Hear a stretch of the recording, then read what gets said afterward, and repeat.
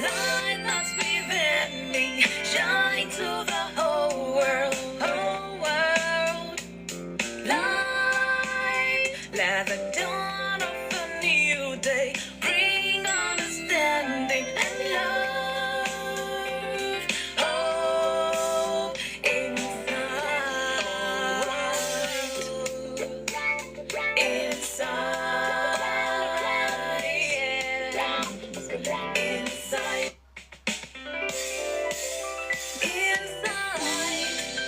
bringing hope and make you feel alright. Rainbow, the promise, the future, and life. Let the light that's within me shine to the whole world, whole world. Hello, everybody. Light, let the dawn of a new day bring understanding and love. Oh, inside,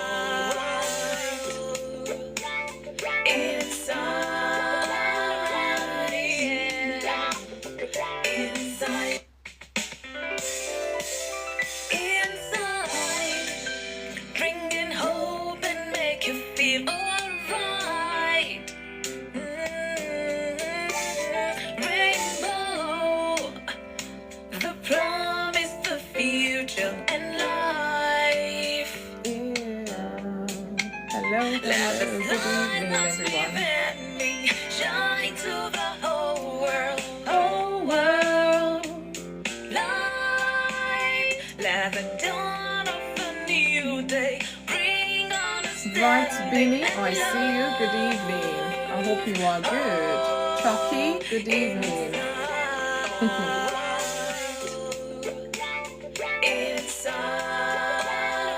Please help share this live as you join in. I hope our week has been good. Girl 40, I see you. Good evening to you. Happy Thursday. I hope our week has been good so far so good, and our day has not been too busy. Is that? Oh, okay, I think it's somebody else. I can see somebody on there. Yes. I'm just gonna wait a couple of minutes. Please, let's share this live. Send to your followers, your friends. Let them be part of our talk today. Bring understanding and love. Adenike, I see you. Good evening. Rima, welcome. How are you? I hope you are good. Yep, I see you, Jay-Z Rockefeller. I don't know why I'm laughing. Your name seems to make me laugh. Jay-Z Rockefeller. You are welcome. I hope you are good. Please have shared this live. And welcome to Insight with FunmiRoyal today. Another day the Lord has made. Indeed, I'm going to rejoice and be glad in it. Ami Vibes or Amy Vibes, I see you. I hope you are good. Thanks for joining. Please share. And as you join, you can just tap on your screen as well. And TikTok says this will kind of attract other people to join us here live today. How has the week been? Like I said, I hope the month of September is treating us fine. It's been up and down. It's been good. Yeah, busy, I guess. We thank God. We cannot complain. Welcome once again to Insight with FunmiRoyal. Today we talk about marriage relationship topics. Not just topics, issues in marriage that we tend to shy away from. Husbands and wife, the marriage community at large. There's certain issues in our marriages we tend to shy away, like I said, from talking about. And these things are affecting marriage, is affecting relationships, especially in the marriage community. And dare we talk about these issues, dare we attend to these issues, dare we make changes concerning these issues so that husbands and wives will not separate or even think about the divorce word. Every Thursday we talk about, marriage issues, so to say, and we hopefully go back, self-reflect, and talk to our spouses. How can we make this marriage work better for us so that we can enjoy the fullness of marriage as God had planned it for us too. Valerie, I see you. Thanks for joining. Please have shared this live to your friends. Let them be part of our talk and our discussion today. Lady Bless, I see you. Queen's Girl, you are welcome. So if you're new here, once again, I say you're welcome. Beam, I see you. For Labon, I see you. Thanks for joining in. So what do I do? Good evening, Lady Bless. I hope you are good. It's good to see you again. I'm gonna give a talk. I usually would give a talk just to bring perspective to our topic for today, because otherwise those topics are always so broad. But I love us to get the essence of each talk, so I have to bring my talk as well, at least to help us understand why we're talking about this particular topic or any other topic really. At that, I always give this talk, so please bear with me for some minutes. I'm going to be sharing with you my take on this topic, and as we speak, or as I speak, I need us to kind of reflect, especially those in a marriage relationship. Sometimes the littlest thing can make husband and wife go their separate ways. But when these issues are identified and they're talked about, they make effective communication about certain things they shy away from. Maybe insight kind of nudges husband and wife to talk about these things and then see how far they can mend their relationship. David, I see you. Larutu, I see you. Isaac, you're welcome. I hope we all are keeping well. So I'm going to go into my talk because of time. And then after the talk, I'm going to invite us. Let's rub minds together. Let's share with one another. Do you think this, if care is not taken, can actually make a husband to be separated from the wife and a wife to be separated from the husband? Let us talk about these things. We dare ourselves on inside. Once again, I say welcome and thank you for joining me here. So marriage is one of God's most beautiful designs, a covenant of relationship meant to reflect love for the church, for his church. Just like Ephesians 5, if you go read from 25 to 32, talks about how a husband should love the wife like Christ loved the church and died for the church, and all of that. But in today's marriage world, how many husbands can literally die for their wives? They're like, Jesus died already. Why should I? Yet many couples struggle, not because they don't love each other, but because they do not know how to communicate that love effectively. Until I see you, Valerie, you're welcome. So love must not only be felt, but also be expressed in ways that the other person understands. Because if you understand what I've just said now, communicate effectively, expressed with understanding. Otherwise, this thing can bring about separation if care is not taken, even the divorce. Okay, this is where the concept of love languages become crucial in sustaining a thriving marriage. Laura Lou, I see you. Thanks for joining. I hope you're good. So, in case you're wondering what are love languages, I'm going to break it down so that you and I can understand each other. Love languages refer to the different ways individuals give and receive love. Dr. Gary Chapman popularized the idea in the book, or in his book, The 5 Love Languages. Well, guys, go and read that for yourself. Kenneth, I see you. I hope you are good. So each person tends to resonate more with one or two specific ways of expressing and receiving love. And I'm going to tell us few bits, because if these things are not understood, there will be some conflict in that marriage. Good evening. Kenneth, I see you. Ugochi, you are welcome. Thank you for the heart me. Thank you, Kenneth. So I'm going to explain, few bits, and hopefully we have an understanding, because these things, if not properly understood and properly expressed or properly received, it can lead to frustration. Frustration can lead to separation, and you know how the story goes. So the first thing is words of affirmation. Lux Faith, I see you. Good evening. Words of affirmation, encouraging words, appreciation, and verbal affirmation. Oh, my dear, thank you for today. My dear, well done for that. Oh, I appreciate you. I adore you.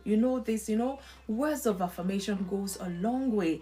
I'm sure there is no spouse on earth who does not want to hear such words. I mean, such encouraging words. It cannot even bond you some more. The love grows some more, rather than bringing words that would tear your spouse down and all of that. You know how that would end up. MJ Star, I see you. Another one I want us to consider is acts of service, helping with tasks, serving and making life easier for one spouse. I've heard so many stories. In fact, my ears are full of wives that can't cook for the life of me, for whatever reason, and the husband feels that is your place, you should be able to, and the husband can cook, but it feels like, I married you, those are things you should be able to do. But you know that this person, this is their own shortcoming, this is their weakness. Are you able to help? You can even teach your wife how to cook, but rather you're like, some people even use words, derogatory words. You're good for nothing. Why did I marry you? As if you married them only to come and be cooking or whatever. But you get what I mean. Can help with tasks at home. Acts of service can actually be a love language, making life easier for one spouse. Your spouse is washing the clothes, you are ironing, both of you in sync, doing things together. This could be your love language. The moment your spouse is washing, you have to come and help iron. And this, you look at each other and you connect some more, like you do things together, not just one person only have to do this person only must do that. Once in a while, do stuff together. Again, receiving gifts, thoughtful gifts that show love and consideration. Maybe there's something your spouse, they've talked about. I tell you one, I think, what is it called? Office pin. Do you know office pin? This person said, oh, I forgot that office pin. It's like every time they forget that office pin and yet they needed it. And the spouse was like, this person, can't they just enter the store and just get office pin and let us hear word? The spouse just thought of it. You know what? On my way from work, I'm just going to stop by and get some office pin and wrap it like a gift and then put it on the table. And then the spouse came in. I'm like, oh, I have a gift for you. So it's not my birthday. There's nothing. So just take. And the spouse just like, okay, this must be special. And he opened the thing and it was office pin. You can imagine how that night ended just because of office pin. So thoughtful gifts. It's not about how expensive sometimes it is. It could be even their birthday. It could be a day in their life that is memorable, and you just surprise them, like you remember this day. It's not your birthday, it's not anything, but it's a particular thing. And I just thought to get this for you, to let you know that I understand, I know what you're going through, or I know what you're feeling. It goes a long way. It shows that you've put a lot of thought into that, and you can also relate with your spouse on that level. It shows that, you've put a lot of love into it and consideration. This can be a love language, and this always will bond couples together. Again, can I overemphasize this? Quality time. Quality time. When you don't have quality time, how can you even understand each other's love language? Focus, attention, do you give to one another? Or is it undivided presence they get? Meaningful conversation, do you give to your spouse? Do you spend quality time understanding your love languages? If your spouse were to come and say, oh, when I say this word, what does it mean? And they're hoping, or they're thinking in their head, my spouse should know that this means we're going to the other room or something like that. But you say that and they're wondering, what is this person saying? I don't understand. And your spouse is looking at you like you're supposed to get it when I say this. But because you've not sat down to even talk about this love language, and you're just assuming that your spouse should know what this means, or they should know what this means, we spend time together, you should know that when I say this, it means it. But you cannot just sit down and be assuming what is not. Even if they are mind readers, they might just read it wrong at that time. So when you spend time together, make sure you focus your attention on each other, Ask questions, talk about things. What is your love language? Let me understand, and I'll tell you mine. This is how I love to be loved, or this is how I love to be whatever, and talk about these things rather than thinking they should know, because a lot of times, that would bring conflict. So let's be mindful that when we have that quality time, we have meaningful conversations just to understand each other's love language. Again, physical touch is another one. Like I said, ways of expressing and receiving love could be through the physical touch. Some couple is like touchy feely. They just come, they need hug, they go away, they just come, they want a kiss and all of that. And your spouse, this is what they love. And every time they come to want a hug, you're like, well, I'm busy now. Or they want to kiss, can't you just see I'm on the phone? Or you can say, I need to send this email, I'll be with you. Just try to understand. And each time they come with their love language, it's like you're always throwing it back in their face. And this person will be wondering, do they not just understand? This is what I love to do. But they're never just in that space with me. It will bring conflict, as simple as those things are. So we need to be mindful. Please, let's keep tapping so that others can come, or click down on your screen for about 3 seconds, and names will pop up on your screen, and click send to all of them. Let them be part of our talk today. So some like hugs, holding hands, intimacy. Sometimes they just come and kiss in your ears or whisper something in your ears. Physical affection. Your spouse may just love that, and you're the type that even sharing bed with your spouse is like, you want the whole freedom to yourself. You may even want to tell your spouse to go and sleep in another room. You just want to be, you don't want anything touching, and you're just so cranky and all of that. Look, marriage will change you.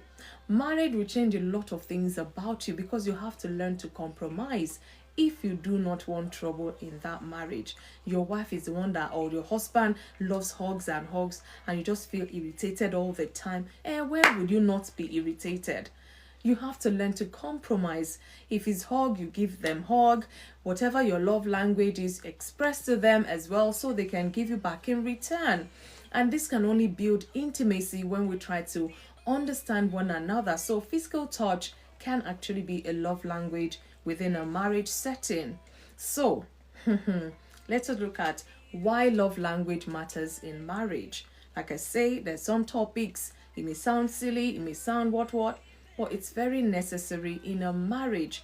Love is not the only thing a marriage needs to survive. There's so many. That's what we'll be talking about it every Thursday here. So many aspects of marriage that we don't really sit and talk about. We just live through it and feel everything will be okay. So why does love language matter in a marriage? It matters because it brings about communication beyond words. Love is not only about saying I love you. Some people will even sing it, I love you, my darling, I love you, or whatever they sing, but showing it in a way that resonates with your spouse.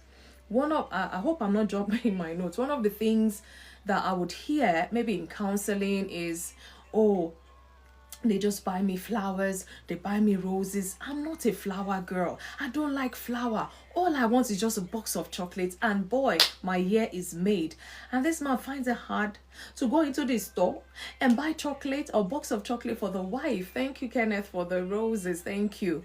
And why is this such a problem? You may not like it, but do what they want. That's why you're there, to be there, to satisfy your spouse. It's not everything you like they're going to like. It's not everything they like you are going to like as well. Then you say you love them, you have to meet them somehow midway, halfway, so that there will not be issues in that marriage.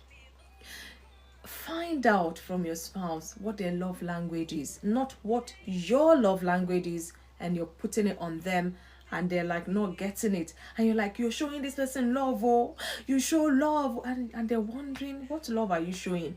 Those are your love language, not mine. But I've told you, I don't like flowers, I like chocolate. Or some may say, I don't like chocolate, just buy me flower. But because we're not listening, because we're not engaging with our spouses to know what their love language is, we're not communicating these things.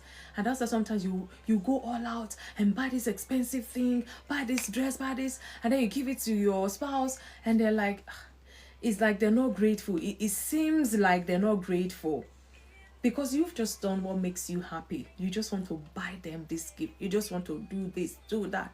But they're not that type. And yet you don't get it. And yet it feels like you don't even appreciate anything I do. And then you fight. African women love language is money. Money. And money, Kenneth. Who's a Captain Elaine? Okay. Thank you. I think men don't like money as well. Please don't let's go into that conversation. But thank you, I get what you mean. You know, what do you mean? I said it's just block her mouth with money. I said, but then, you know, she's taking the money. I said, just block her mouth again with some more money. Before you know, you will end up in the other room now. You know that. So I get you. I get you. But it's always good really to communicate these things. And funny enough, Elaine, I think, some women are not into money like that, but their husbands feel I must show her, you know, the money, and this thing can actually put the woman off, or it could be the other way around. And that's why we need to if it's money your wife likes, you know, now you have to give money. If it is roses, you have to buy roses. If you say the place they sell roses is so far away where you live, or you keep forgetting that out of sight, out of mind, let alone in sight. How can that insight be out of mind again? So let's be mindful that we're showing love the way our spouse really wants it, not how we want it for them. Because, like, you know, we always say here, we all have different backgrounds, we all have different things we like, different things we dislike. For the life of me, I don't eat plantain, banana, what dodo, whoever will understand what dodo means, plantain that you cut and fry and all. Since a child, I never eat that, but my husband will eat that. I remembered in our newly days of, you know, newlyweds, when I go shopping, I never will buy plantain, because for the longest time when I go shopping, I do not need to buy plantain because I don't eat it. So I'll go to the store, buy everything except plantain. And I will cook rice, cook stew, cook that, maybe beans or what. And this man will be expecting dodo. He'll be expecting fried plantain. And then, you know, early days of marriage, he wouldn't want to say anything. Once I just said, do you not buy plantain when you go to the market? I said, I don't eat it. He said, but I eat it. I said, hey, look at me. I just didn't even think twice about it. And I'm like, wow, now I have to consciously buy plantain anytime I go to the market, because he likes it, but I don't like it. I can fry it, boil it, roast it, do all sorts, but you'll not catch me eating it because I don't like it. But now I found out that, hey, I think in a way I might even have affected my children. IJ, I see you. Are they keen about dodo, plantain? I don't think so. Thank you for the heart me. So you can imagine.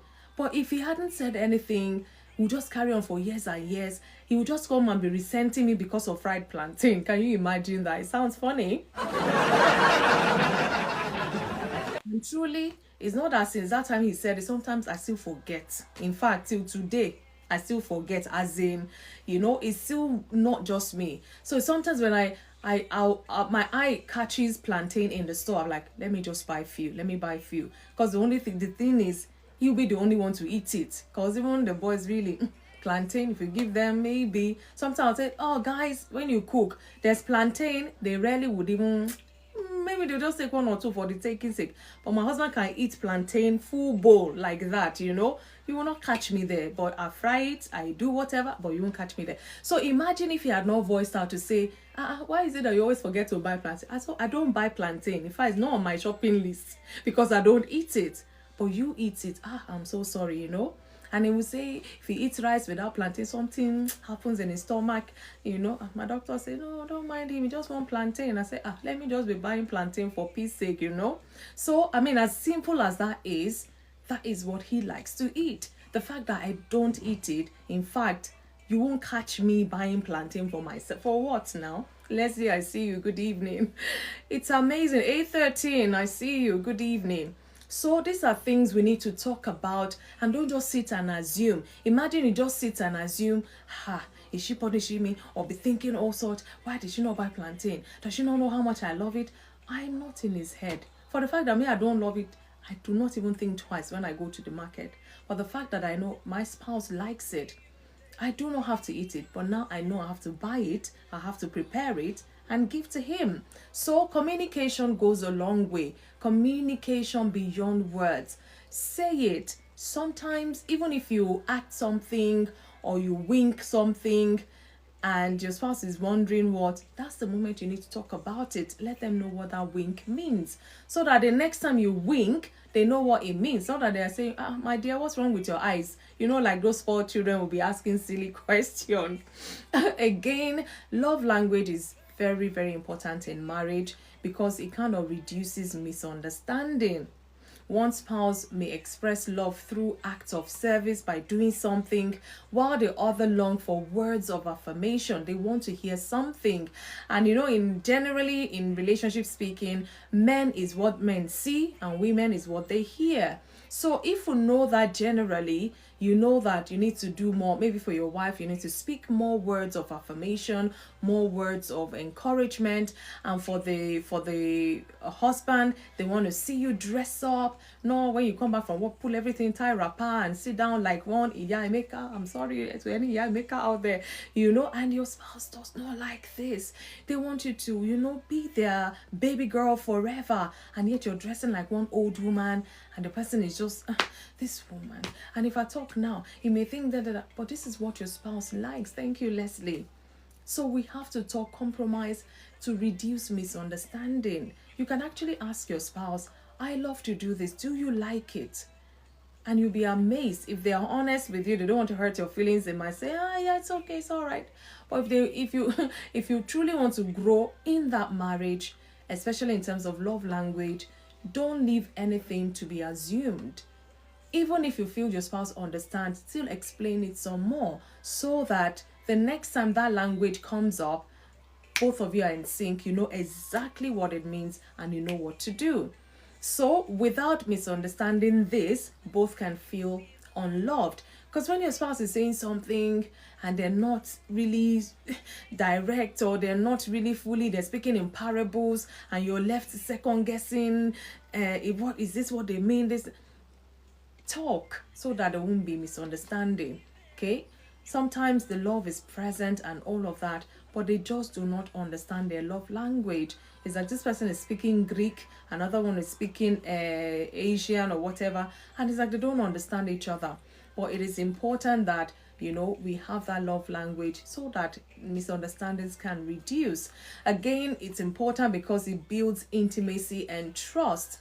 When spouses intentionally learn each other's language or love language, they feel secure, they feel valued and deeply connected with one another. My spouse knows I love this and they go all out to doing it for me. I know they love this and I go all out to doing it for them. Of course, they'll feel valued. They'll feel that deep connection, like, my spouse gets me, and this kind of makes your head even swell. And it builds that intimacy, builds trust. When you have that language, both of you understand, both of you are speaking, it goes a long way. Hence, love language is very important in a marriage. Again, I'll go there. It's very important because it helps to fulfill God's command. God calls us to love one another sacrificially, meaning your wife may like something you don't like, but you have to sacrifice to doing that thing because you love them. Your husband may like something you don't like. For example, the plantain I talked about. I have to go out of my way to make sure I buy plantain and bring home. In fact, if I don't see anything else to buy, I better not come and say I did not see plantain in the market. You go to many markets so that you can see that and buy and bring home. I don't know why I'm going to the plantain now, but you get my drift anyway. So it's sacrificial. You don't like it, your spouse likes it, you would have to do it, or you may have to do it. Your spouse they don't like it, but you like it, they too may have to do it. Love languages are practical ways to live out this command that God gives us. The husband and wife will come together, cleave together, be one. they will speak the same language, they would understand one another, so they can enjoy the goodness of marriage in terms of love language. I'm going to still break it down. So I'm going to look at the biblical foundation of love in marriage. It's just to kind of help us have a better understanding as well. When you're talking about love language. So are you accepting guests on the panel? Captain Alain, I'll always give my talk. And when I finish the talk, I open the floor to everyone. So I hope you're going to stay. And the reason, so many reasons, but majorly because the topic is broad. If people just come straight away, they go all at all tangent and we miss the essence of the topic. So I always give a talk, and by maybe 9 o'clock, I don't know what time it is where you are, I'll open the box, open the floor, bring people in, we rub minds together. Sometimes some people share life experiences in terms of the topic. Yeah, exactly. So that's what we do here. I see you are new, Captain Alain. You're welcome. So I hope you have the time and the patience to, stay. And like I always say, even when I give the talk, I cannot cover all aspects of it, but it's just to juggle our minds about what, Funmi is trying to say, what the topic, really means, because it could mean a lot of things, really, so that everybody's on the same page. And then you can reflect as I'm talking. You can jot down one or two things that I may not have mentioned that comes to your mind, and then you come and share with us when the floor is open. So thank you for asking. I do appreciate that. So, but as I'm talking, anything comes to mind, you can just tap there in the chat. If I'm able to pick it out, I'll read it out loud. It's just so that we keep engaging whilst I'm giving the talk. And Captain, you can tap away. Invite other people to be part of this talk, especially your married friends, or the one that newly got engaged, or the one they're planning their wedding soon. At least they're going into a marriage relationship, or one that is thinking and talking about it, because it's good to learn ahead of time. So I'm going to go to the biblical foundation of love in marriage, because I cannot but go there. I believe strongly God created the marriage institution, and there's a way he wants us to live and love in there so that we can enjoy the goodness of marriage.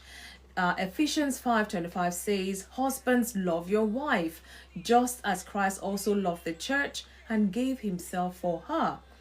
The talk is important and also interactive via comments. Thank you, Leslie. Those are my regular part of this community.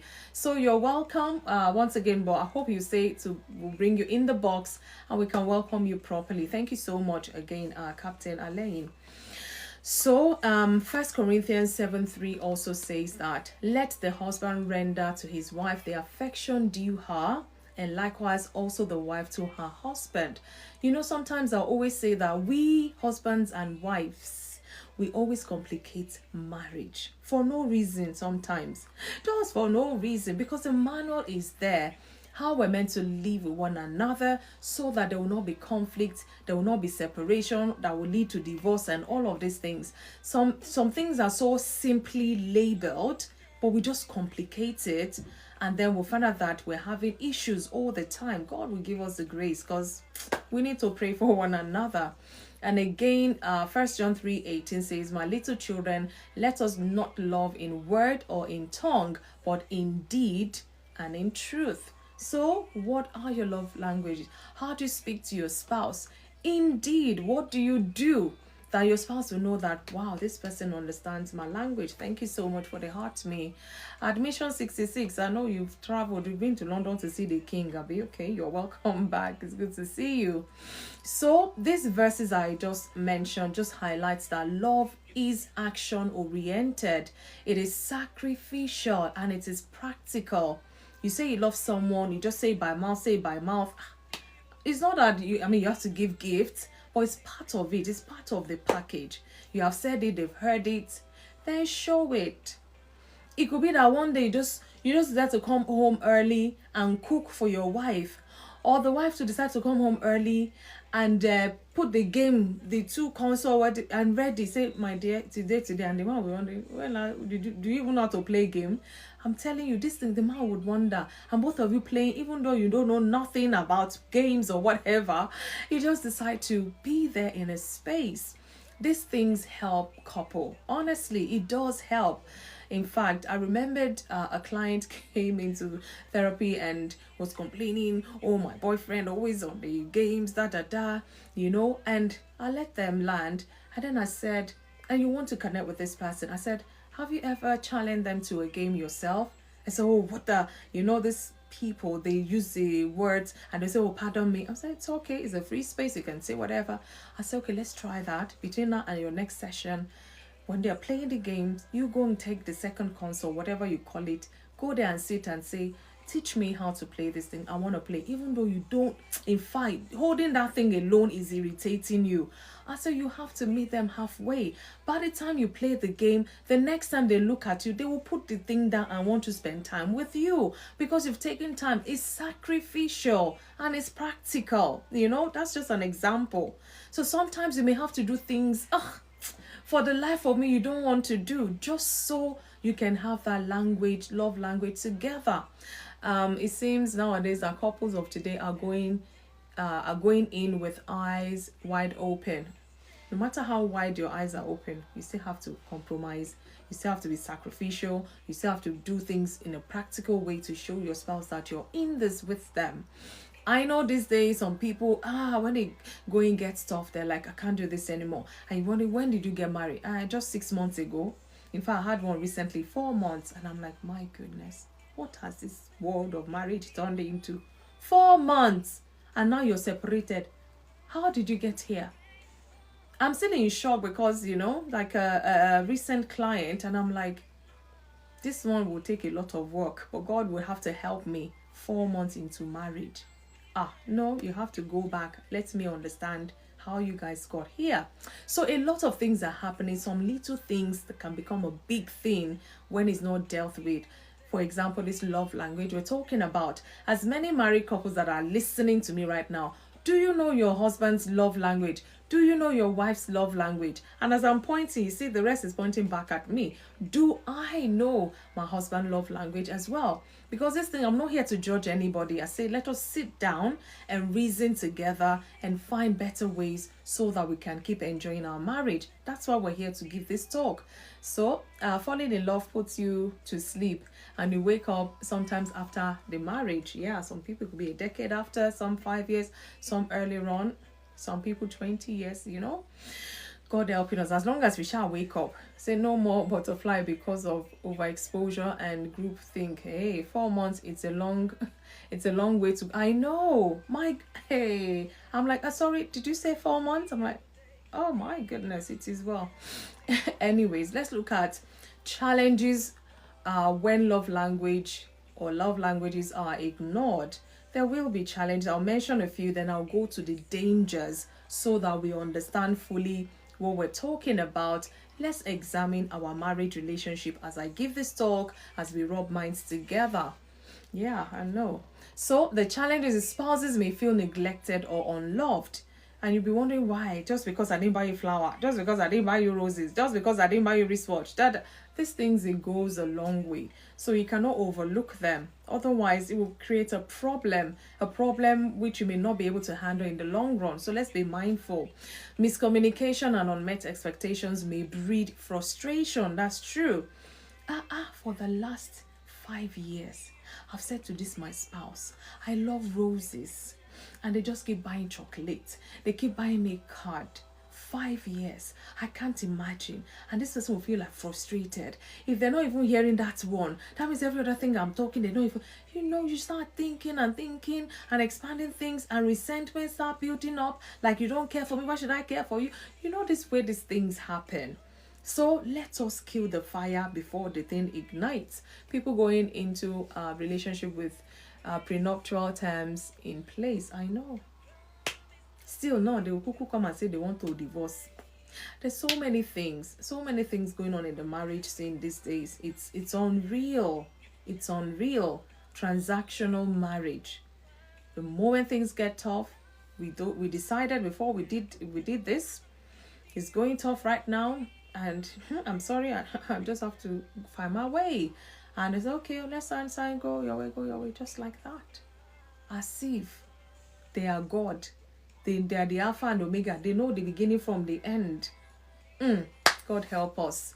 So, marriages risk becoming transactional, exactly, rather than relational, because it's like they will not commit 100%, because they, as human being that we are, we will make mistakes, and it's that mistake they're waiting for.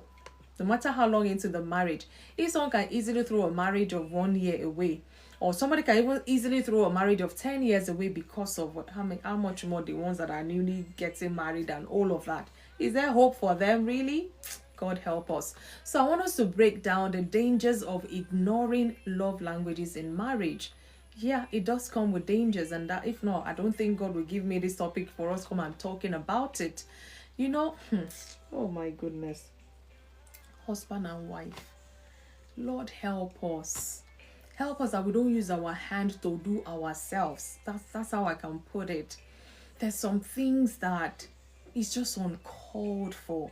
Maybe pride, ego, or whatever it is, you know. And I'm not just talking man or woman now, both. Because women too have pride. Men have pride.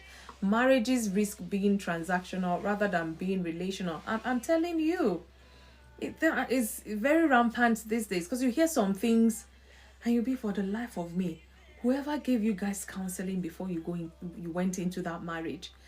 And I don't understand, honestly. Some things are coming to mind I really don't want to go into. God helping me. So let's look at dangers of ignoring love languages in marriage. Maybe this will give you some sort of idea into where I'm coming from. The first is emotional disconnection. When love is not expressed in a way your spouse understands, they may feel unloved even if you care deeply. Because they're like, show me, I want to see, show me, not just say it. They say action speaks louder than words. They've heard you all these years.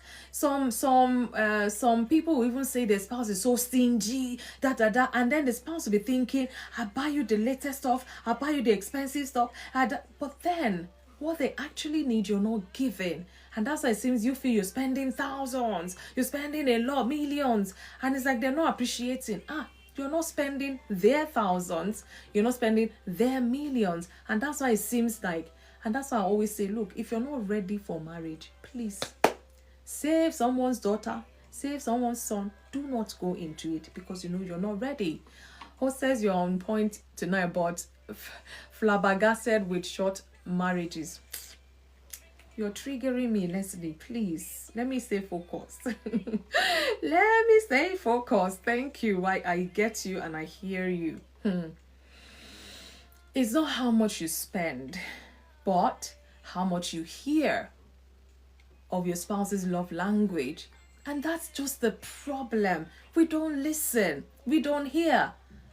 We hear, we don't listen. Whichever way you want to put it. Somebody is saying, buy me a box of chocolate. I would so love it. And then you came in with a bunch of flowers. For crying out loud, when somebody is not deaf. But because you like to give your wife flowers. But they don't like it. Meet them, speak their language. As simple as that is, it will bring conflict because this person is expecting, oh, my husband is going to buy me, or my wife's going to buy me chocolate. I'm expecting, and then you come and bring this bunch of flowers, and then the woman take for that, and if they're not careful, they will even break the whole flower on your head, and you're wondering, I'm so romantic, I'm very romantic, but this woman, she's not romantic. She doesn't get it. But I tell you, you buy her a box of chocolate and see what will happen. That's why we have to hear and we have to listen. And then we have to put action to the listening. Not just hear and say, okay, I've heard you. Okay, I've heard you. Lord will help us to understand deeply. Over time, you know, this action kind of, talking about emotional disconnection, over time, this creates emotional distance and loneliness within the marriage. And you just find out that gradually it's creeping in, you know, everybody, you know, going separate ways, living their life, doing their thing. When this person refuses to buy chocolate, this woman will enter store and go and buy herself chocolate and eat and enjoy. But you know that it carries a lot of affection, it carries a lot of value when it's coming from your spouse, especially what you love and they're doing it for you. That thing honestly sparks that love even some more, and that's just the truth. Again, another danger is miscommunication and frustration. A spouse think they are showing love, or they may think they're showing love, but the other does not recognize it, because it's like you're speaking foreign language right now. I've told you, when you travel abroad, all I want is a t-shirt and a magnet for my fridge, just to show that I've been in fact, it's me bragging I've been to the country or wherever. And then you go, you did not buy t-shirts, you did not buy the magnet, you now came back with a hat, or you came back with something, and your spouse is always like eager, my spouse is going to bring my t-shirt and my magnet. I'm telling you, as simple as these things are, first time you come back, you give a hat. He said, what happened, man? Is there no t-shirt? He said, I went to the store, but I just didn't see anything I like. And the spouse is wondering, okay, it's all right, yeah, And then another time, you went away again. Honey, please don't forget my t-shirt and my fridge magnet. He said, don't worry. And then you went and brought a fan from the country, their fan or something else. And it sounds like, they didn't have t-shirts again. Imagine the third time what is going to happen. Or the fourth time, or the fifth time, the sixth time. And it would just seem like this spouse is deliberately doing something to annoy their spouse. As simple as that is, this person will just feel irritable. They'll just feel frustrated, like, seriously, what will it get you? What will it cost? Even if you buy the t-shirt and it's too small, I will wear it like that. Or even if you buy the magnet and it's not sticking, I will use sellotape or something to let you know that this is what they want. But you just put t-shirt, we wear t-shirt, magnet, banner, But that is what they want. Are we hearing each other in that marriage? It really does go a long way. Okay, this gap often leads to misunderstanding, frustration, and frequent conflict. And if you don't want misunderstanding, you don't want frustration, you don't want frequent conflict, please hear, listen, and do. God giving us the grace. Number 3 danger is increased vulnerability to outside influence. If emotional needs are unmet at home, either partner may become more vulnerable to seeking attention or affirmation outside the marriage, which can open the door to unhealthy attachment, even infidelity. And these are sometimes, when I don't know the statistics now, I don't even have a clue. These things are issues because you don't understand each other's love language. And one day at work, you just bump into this person, you start talking, they start talking. Yeah, fair enough. Both of you married, or one is married, one is not, whatever. And you're talking of this being vulnerable. My wife, she doesn't even just understand. And this other person is like, it's just simply to do that. You want a magnet, and when you travel, just get it and all. So, but if I don't like it, but it's not for you to like, it's for them to like. And then you find out that this person at work gets me. They understand me. And if care is not taken, you start taking to this person. You just feel your spouse at home does not just understand. You're just increasing your vulnerability to an outside person if care is not taken. And this can open door to a lot of things. Some people, they don't intend to go into infidelity, but because of misunderstood or misconceived ideas from spouses, they say, I'm not making excuses for anybody. Please do not get me wrong. But I'm just saying that we need to be mindful. We need to be careful. When you're speaking your love language to a wrong person, these things breeds emotion. It breeds, encourages, what's the word now? It can encourage love and all of that. And if care is not taken, as emotional being that we are, you get confused and you just say, okay, this person understands you. How come this person you have been with does not understand you? And God forbid, don't open the edge for the devil to come in, because a lot of things has happened which we might have heard, we might have seen even with our own eyes and all of that. So it's very important, because like I said, it's one of the dangers. All those people with side chicks and what have you, they say the side chick have their time, because side chicks knows what they're looking for. They will have your time more than your time.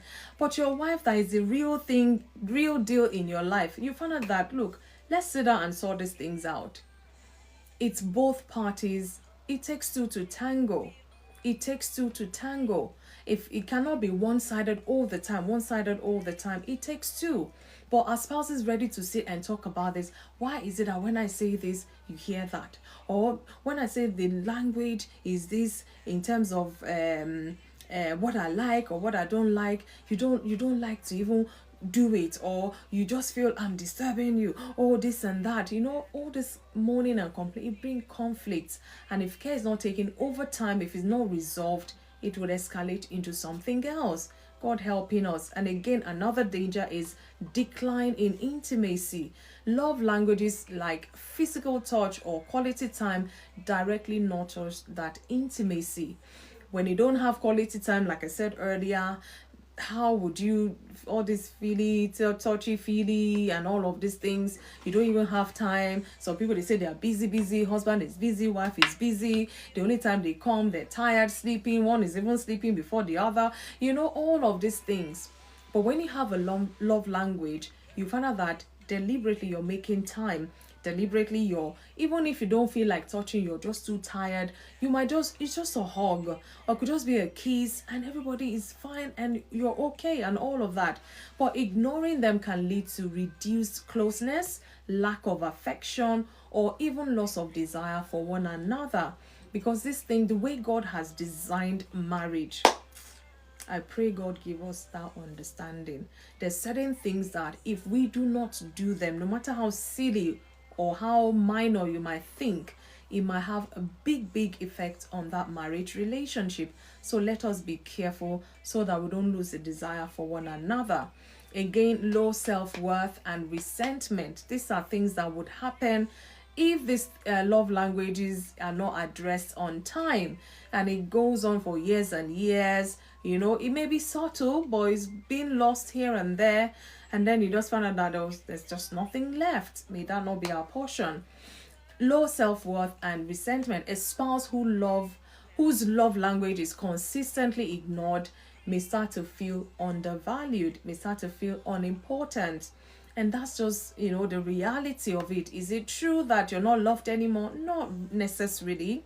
But that's just the feeling you get, because you find out that your love language is like Greek to your spouse. How come they don't understand? Even when you explain, it's so hard for them to get it and even do anything, or what, who knows? And again, this can build resentment, can build bitterness, and eventually withdrawal from that relationship. God helping you. God helping you. God helping me. Another danger is a weakened bond and covenant. Like I say, God is the orchestrator of the marriage institution. So if you're ignoring the word of God in how to relate with your wife, how to relate with your husband, you're not doing yourself justice, honestly. So marriage is meant to reflect God's covenant love. This is how God wants us to love. You love, you compromise, you understand them. You did not grow up from the same home. Even if you grew up in the same home, there's tendency that your personality might just come in, your culture too may come in, and all of those things. But culture, personality, whatever it is, God's word, God's kind of love supersedes all of that. So we don't have an excuse. Neglecting intentional expressions of love, it weakens the bond, leaving relationship more fragile when trial comes. Because the spouse might just say, after this person does not love me, what's the point? I just stay, and then before you realize, God help you, the children there, what are we passing to them? God help you that these children, one day they leave the house. Where does that leave you in that marriage? Just because over the years your love languages have been misunderstood, or it's not been addressed at all, or it's just gone. Let's be mindful. There are dangers in there. So let's look at risk of marital breakdown. Over time, unspoken frustrations and unmet needs can accumulate.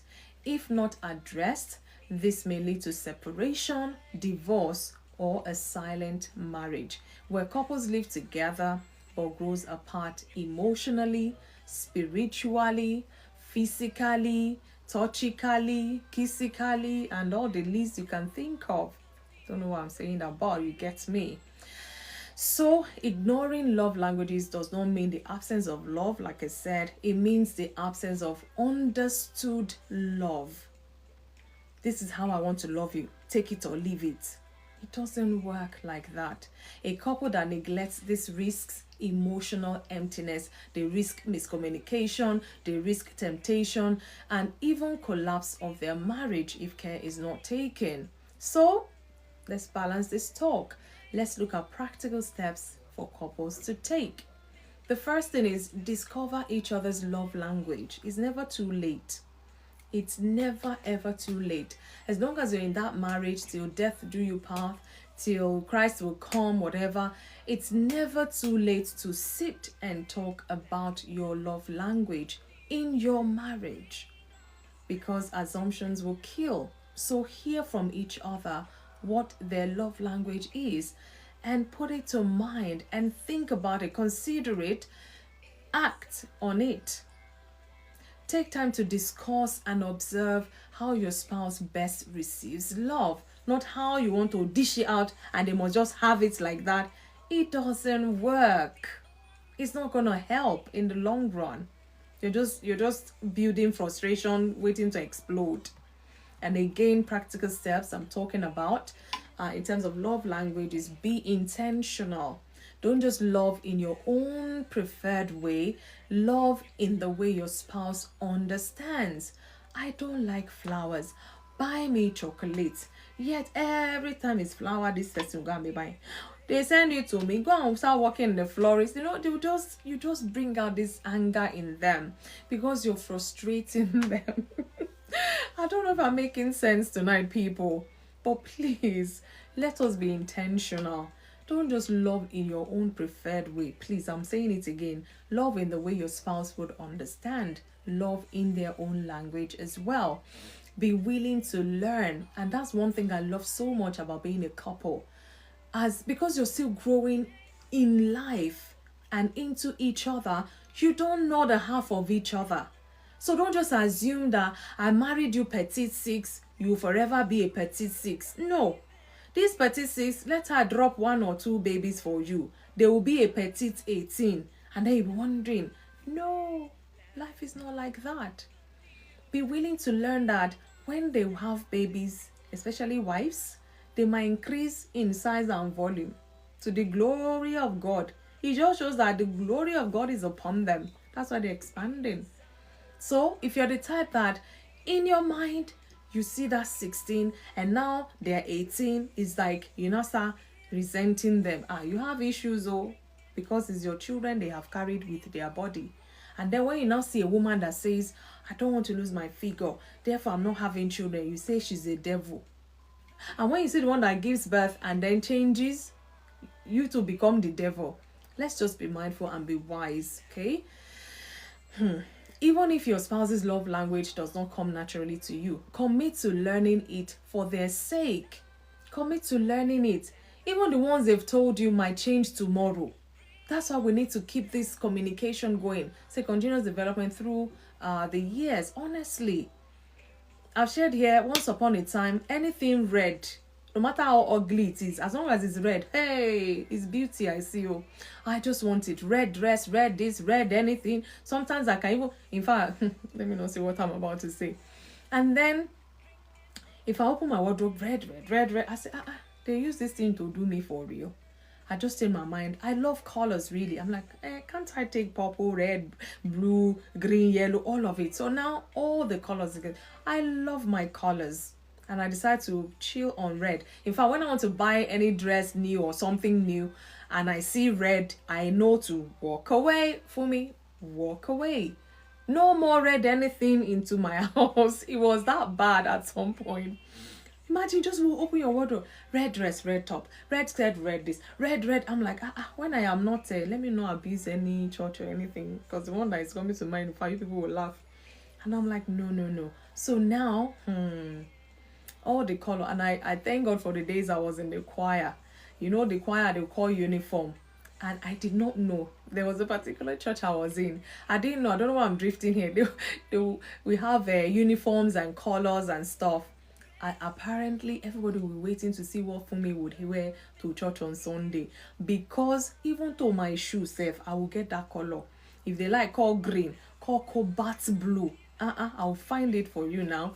So at the end of the year, when they're giving best singer, when they're giving best something, even if I don't get anything, I'll get for best dress. Nobody competes that with me. They will say, this woman. I said, don't try me, except I don't hear that color. I mean, now imagine that in one's marriage. This is what you like. This is what you like to have. Sometimes it's not things that is expensive. Say, blend the colors. Yeah, I love color blockings. Oh my goodness, my favorite bit. And I'll think, if I match this red with this green and put orange, to block it. Beautiful. Anyway, another topic for another day. So, bringing that to the love language in the marriage space, what is your spouse liking now? Once upon a time, it's color red for me. Now it is all the colors of the rainbow because they're so beautiful. I remembered it was my 40th birthday. You know the way you call colors if you don't want to do this Ashwebi stuff? I must have put like 4 colors. 5. He entered that room that day. Me just entering and seeing all those colors. Oh my God, my day it was just beautiful. Like, see the colors that God made. It was just beautiful. Sometimes I deliberately go and look at the photos. I'm like, those colors, it was just beautiful. So, what is your spouse's love language? Do you understand it? Even if you don't understand it, you have to do it. And then maybe later you understand. And likewise, I said, communication, keep it going, because what they like yesterday, they might not like again today. You'll be like, your Allah is too much, your trouble is too much. No, we're evolving, we're changing. Our values are getting better, so to say. Our likings, we'll drop something, pick up another. We have to keep up with one another. Otherwise, there will be problem in that marriage union. Again, practice consistency. Love languages need to be spoken daily, not just occasionally. And this one, I think old couples, they are the culprits in this. See finish, as my people will say. Oh, you should know I love you. That's why we're still here. You should know. You should know I love you. Let's count it. You should know that I love you. 7. Instead of you just saying, I love you. 3. Can you see how words are wasted? God will give us wisdom. Again, they have come again. No, TikTok. Again, I'll say the owner of the marriage institution is God. When we have issues, sometimes it could be a struggle understanding each other's love language, and it's bringing issues in that marriage. You can go to God in prayer. Go invite God into that process. Ask God to fill you so that you can love your spouse the way they prefer to be loved. And God will give you the grace to do so, because sometimes it could be challenging. I get it. But it can be achieved as well. So I'm going to be concluding now. Our time is well spent. Marriage thrives when love is communicated in a way that both partners understand and appreciate. Love languages are not just psychological tools. They are godly reminders that true love is selfless. Selfless. It's intentional and it is practical. So, when couples take time to learn and speak each other's love language, they reflect God's sacrificial love, and that strengthens the covenant of marriage between them, between the husband, between the wife. And I'm just going to say that I pray honestly, because I know these things can be tough. As we're talking about it may seem, but it can be tough. It can even be like a stronghold.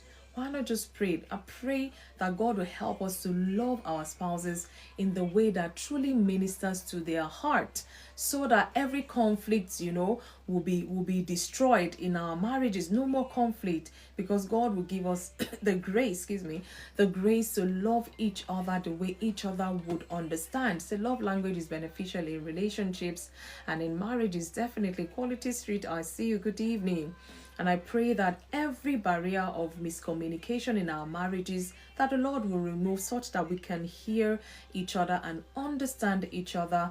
And I pray that God will help us to walk in unity, in patience, in understanding. And I pray that our marriages will reflect God's unconditional love, even to the world. When I say to the world, most especially to our children, so that they learn from early years, and that culture is growing in them, and they're even expanding it more positively as well, so that when they grow up as well, they go into marriage, they can do better, even better than we tried or we did. God helping of all of us. In Jesus' name I pray. I'll be adding prayer now, because these things sometimes they need prayers.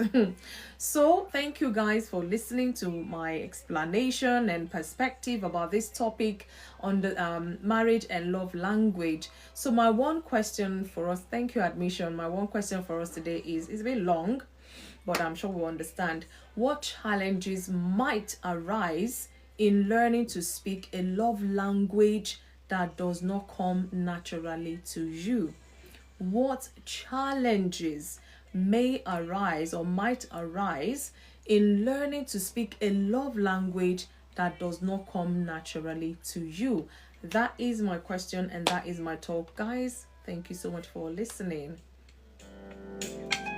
Let the light that's within me shine to the whole world, whole world.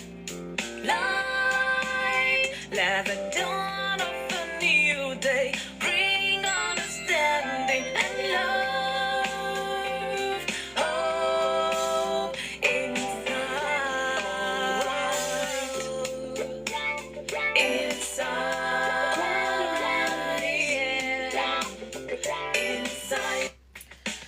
Oh dear, dear, dear, dear. That is my talk. And yeah, the box is now going to be open. Please send an invite if you want us to discuss some more, or if you have one or two things you want to share with us, or you have nuggets to help us, or you even want to attempt this question we've asked today. What challenges might arise in learning to speak a love language that does not come naturally to you?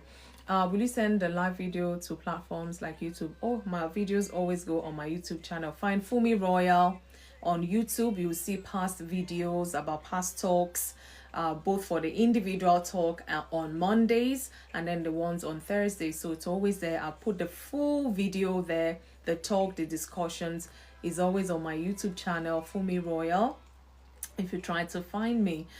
And on TikTok, you can only put 60 minutes. So I tend to cut it 60 minutes and still put on my TikTok page as well. So if you scroll down, you'll see all the past topics we've talked about. I've uploaded them there. So thank you. Who's that person asking? Mezola, thank you so much. I think it's your first time here. I'm not sure if I've seen you here on Inside. So guys, please send an invite. Let's talk some more. Let's talk some more. Let's discuss some more. I don't have all the answers. I always say that. So let's talk. Let's rub minds together so we can keep helping our marriages. We keep doing better, and then we enjoy the goodness of marriage. God helping all of us. Okay, I think there's a problem.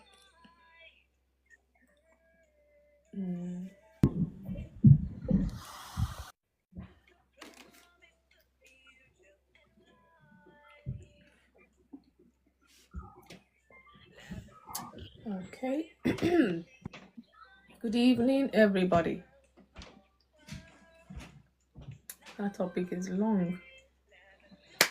Hey, admissions are number one in my box today. Good evening. I hope you're good. It's been a while, oh. We missed you though. I hope you're good. Admissions, are you there? I can't hear you if you're speaking. Can anybody hear him? Yes, so good evening, Leslie. Good evening, everyone. Mom Ruthie, I see you. A13, I see you.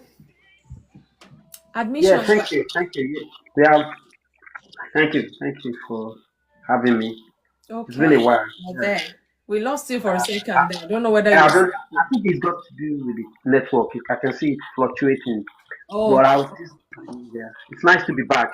Yeah, To and have I'm you. hoping somebody else will take the first strike when I come.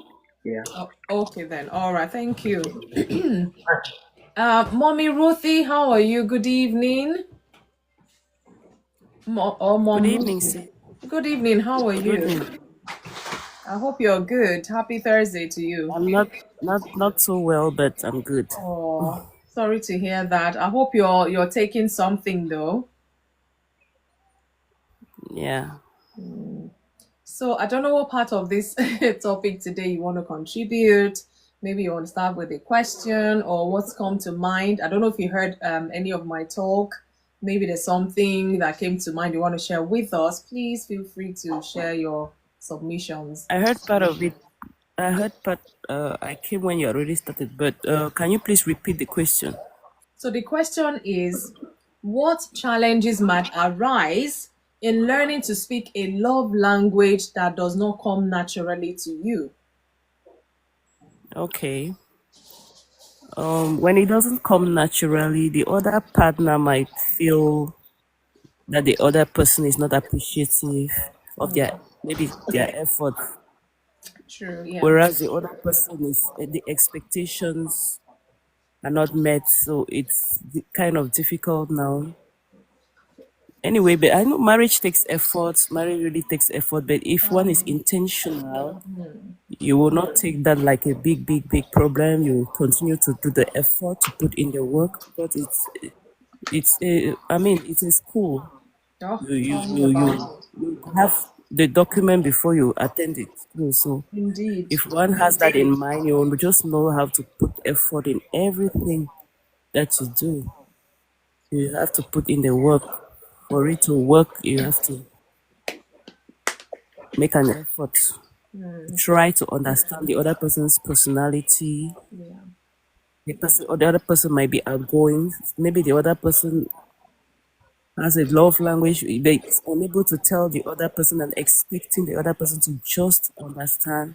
You know, some people are more outgoing than others. The Yep. other person might. So the outgoing one can engage in the conversation and ask the other person who is not so much the talker. You know. Yeah. So, It's true. It's true. yeah. So Okay. that's it. Those are the challenges. Okay. Thank you so much for your submission. Thank you. That's the hard bit of it. It doesn't come naturally to you. So there might be some challenges, arising here and there. And I love the fact that you say you have to be intentional, you have to just, I mean, well, in that marriage, we have the certificate, meaning we have graduated before we even started learning, so to say. So you can't quit, as far as I'm concerned, because somebody thought of it that we trust you. That's why we're giving you this certificate. Go and enjoy marriage. But you and I know that marriage, the way, in fact, is a beautiful institution, honestly. Yeah, If we God meant it understand that way. it as God intended, that marriage. Yes. Oh my, it's a beautiful thing to experience. I mean, there is no other love like that of a husband, and there is no other, I'm telling you. I mean, apart from the love of God for us. But I mean, the intimacy, the thing you share uniquely just between the two of you with no other person, well, supposedly, I mean, as God intended, like I said, it's just so beautiful. Imagine knowing this person like you know their soul. That is if you're committed to it, because sometimes when there's frustration and this love language not being understood, it seems like it's like two strangers living under the same roof. So I get it. As I always say, marriage is not for lily livered man or lily livered woman. It's not for boys and girls. So a mature man, a mature woman, and it has nothing to do with age. Anyways, thank you so much, Mommy Ruthie, for your submissions. Leslie, I'm going to come to you. Admissions, please let me know in the chat when you're ready to give your submission so that I don't keep you waiting for too long. Marriage, enjoy. You want me to just come YouTube in, and if the first. opportunity is there, I come back again. Yeah. I know if they can Hello, hello. endure that suffer bit, if they can endure, they will go into that abundance. I believe strongly as well. But Yeah, it's yeah, hard. yeah. That's what I was going to say. It's hard. You Great know, seed I love see. language is like learning a new language for the first time as well. You know, you're going to. It'll be hard. Uh-oh. I think a call may have come in for Leslie. I Yeah. was, yeah, I said, yeah, just like you said, I'm going to tell you that, like, when Okay. it's a continuous thing. We will be learning as we carry on. And I found out over the years that even things that you don't know about your partners as you carry on, they keep coming out. And it's up to you to listen and find out what really they are saying. If you Mm, put up that listening ear, you will find out this is what she's saying. Like, so you have a partner who suddenly started admiring or appreciating having flowers. mm. And you are not on that lane, you're wondering what about this flower thing you're talking about, man? I didn't know that part of you. Exactly. Like you And I know find all of them, yeah, so to and I say. find out that somewhere along the line, if she keeps saying it and you are attentive enough to pick it. Yeah, I think a part of me is speaking from experience. And you start giving that flower. You start giving that flower. Before you know it, you're enjoying it. You're going to the market, you're going to the shops and all that, and you're not feeling like you used to feel in the past. That what do I get this woman who knows what she wants? This time around, you're going straight for what you know she Exactly. appreciates. It's Exactly. not even about the money tag this time around. But you bring that flower, you see how much In she fact, runs at it. it's like she's won the Save lotto. yourself some stress. In the past, it will be a case of how much do I spend, but you're spending less because she appreciates it I more. know. And somewhere, even you, as you're taking it to her, you know she will appreciate it. Thank you, Grace. I There's know. another thing that quickly run into my mind now. If you have a partner that appreciates being complimented, and you're one person that is not necessarily giving compliment, you're going out, There'll be issues. you didn't even see the need to say something, but she's asking you, have you not seen what I'm having here? Can't you see what I'm putting on? I think you should be able to swallow your pride and quickly say, oh, sorry, yo, you look beautiful. I love the way you are. This, if you have any complaint, But there's admissions, that statement is so hard for some spouse to say. you better don't take the risk. Say it. And as you continue to say it, do you know what I do? I will say one word. I will say, oh, I'm sorry, ma. I'm sorry, I've just lost my sense of compliment. You know, my sense of compliment is a bit kind of dead, and she will laugh. And I will now bring only she will find out that I really appreciated that part, but maybe you just took things for granted. But now she's drawing your attention to it. So you come out strong and say, bet you look beautiful. You are always beautiful. So now, Oh oh, my is that goodness. yeah? Yeah. Instead of just going all the way, and next time somewhere along something nudges your heart to say, hey, this man is looking smashing. That's I have to just easy. quickly say it before she draws my attention. And as you carry on, more of this will come. It takes a lot of listening and trying to learn. I've got all of that in your lecture to learn it, to know each other. And somewhere along as you carry on, it gets much more sweeter. It gets sweeter. If you don't give her compliment, there are guys out there who are specialists in offices. Yeah, Oh, they know what compliment oh. and all that can do. They will pamper her with compliments, and before you know it, you two said it. Yeah, Yeah. temptation and other things come and all that. It doesn't start one day, it's a No, gradual process. no. That's true. Yeah, so give her that compliment she wants, buy that flower, do what that she's asking you to do, and in the end, it's gonna be a much more better relationship as you carry on. And you said marriage is not that you're not graduating. I say nobody No. even graduates. It's a lifelong kind of commitment. Yeah. And if there's a snack, go on your knees. You said it. Go back to the one that instituted that institution itself, the one that started it all. Go to God, Indeed. pray, be honest, explain to daddy what you're going through. And somewhere along the line, the answers come almost immediately because as the Holy Spirit is touching her, it's equally touching you too. And it gets smoother. Yeah. It's my comment for now. Okay. Thank you, admissions. Thank you. It's amazing. If you're not one for compliment. You find out that marriage will teach you how to compliment. It's a learning ground, honestly. Marriage is a learning ground. And if you're not ready to learn from it, then you have no business going into it. That's how I see it. So thank you so much, Admissions, for your submissions. Leslie, are you there now? Thank you. Please let's follow one another as I'm here. well. I was here before. I'm I here. know, I I'm know. here. I Good think the evening. call came in because the mug thing came up. Yeah. Good evening. Yes, I've enjoying the submissions that have come through. I've written some things down. I think one I it takes time. And it depends on people where they're coming from. I think first of all you have to recognize that there's a love language you need to understand, because some people don't even think like that. Like they don't even know what is a love language. You know, I think it's very important, especially for us men. I think it's good we learn to serve. I think learning to serve your wife will help you to begin to know the things she likes or doesn't like, you know. So in a way, you know, learn, find out the things she likes. So it's important. And I'm even going to go as far as the bedroom business. I think is a big one. I think there's a lot of assumptions, and I think that is very important, especially for our men of the African origin, our Nigerian men, that you know it's not a one-way street. It's got to be a two-way thing for a mutual satisfaction for someone to. It's important that we are in a situation where our wife is satisfied and pleased in every area. But in the bedroom business, I think there's a lot of assumptions.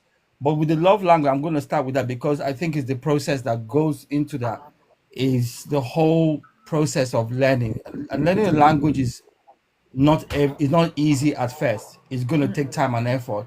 I Yeah. think it's very important that the husband recognizes that they need to, it's not to just, oh, I married this person, that's it, I've done it, you know, but to really get to understand them, to really get to know, because you also want her to understand you and appreciate the things that you like and don't like.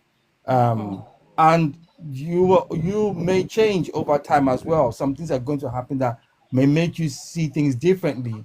You know, if you are growing, if you are learning, if you are advancing in your career, there are things that are going to change.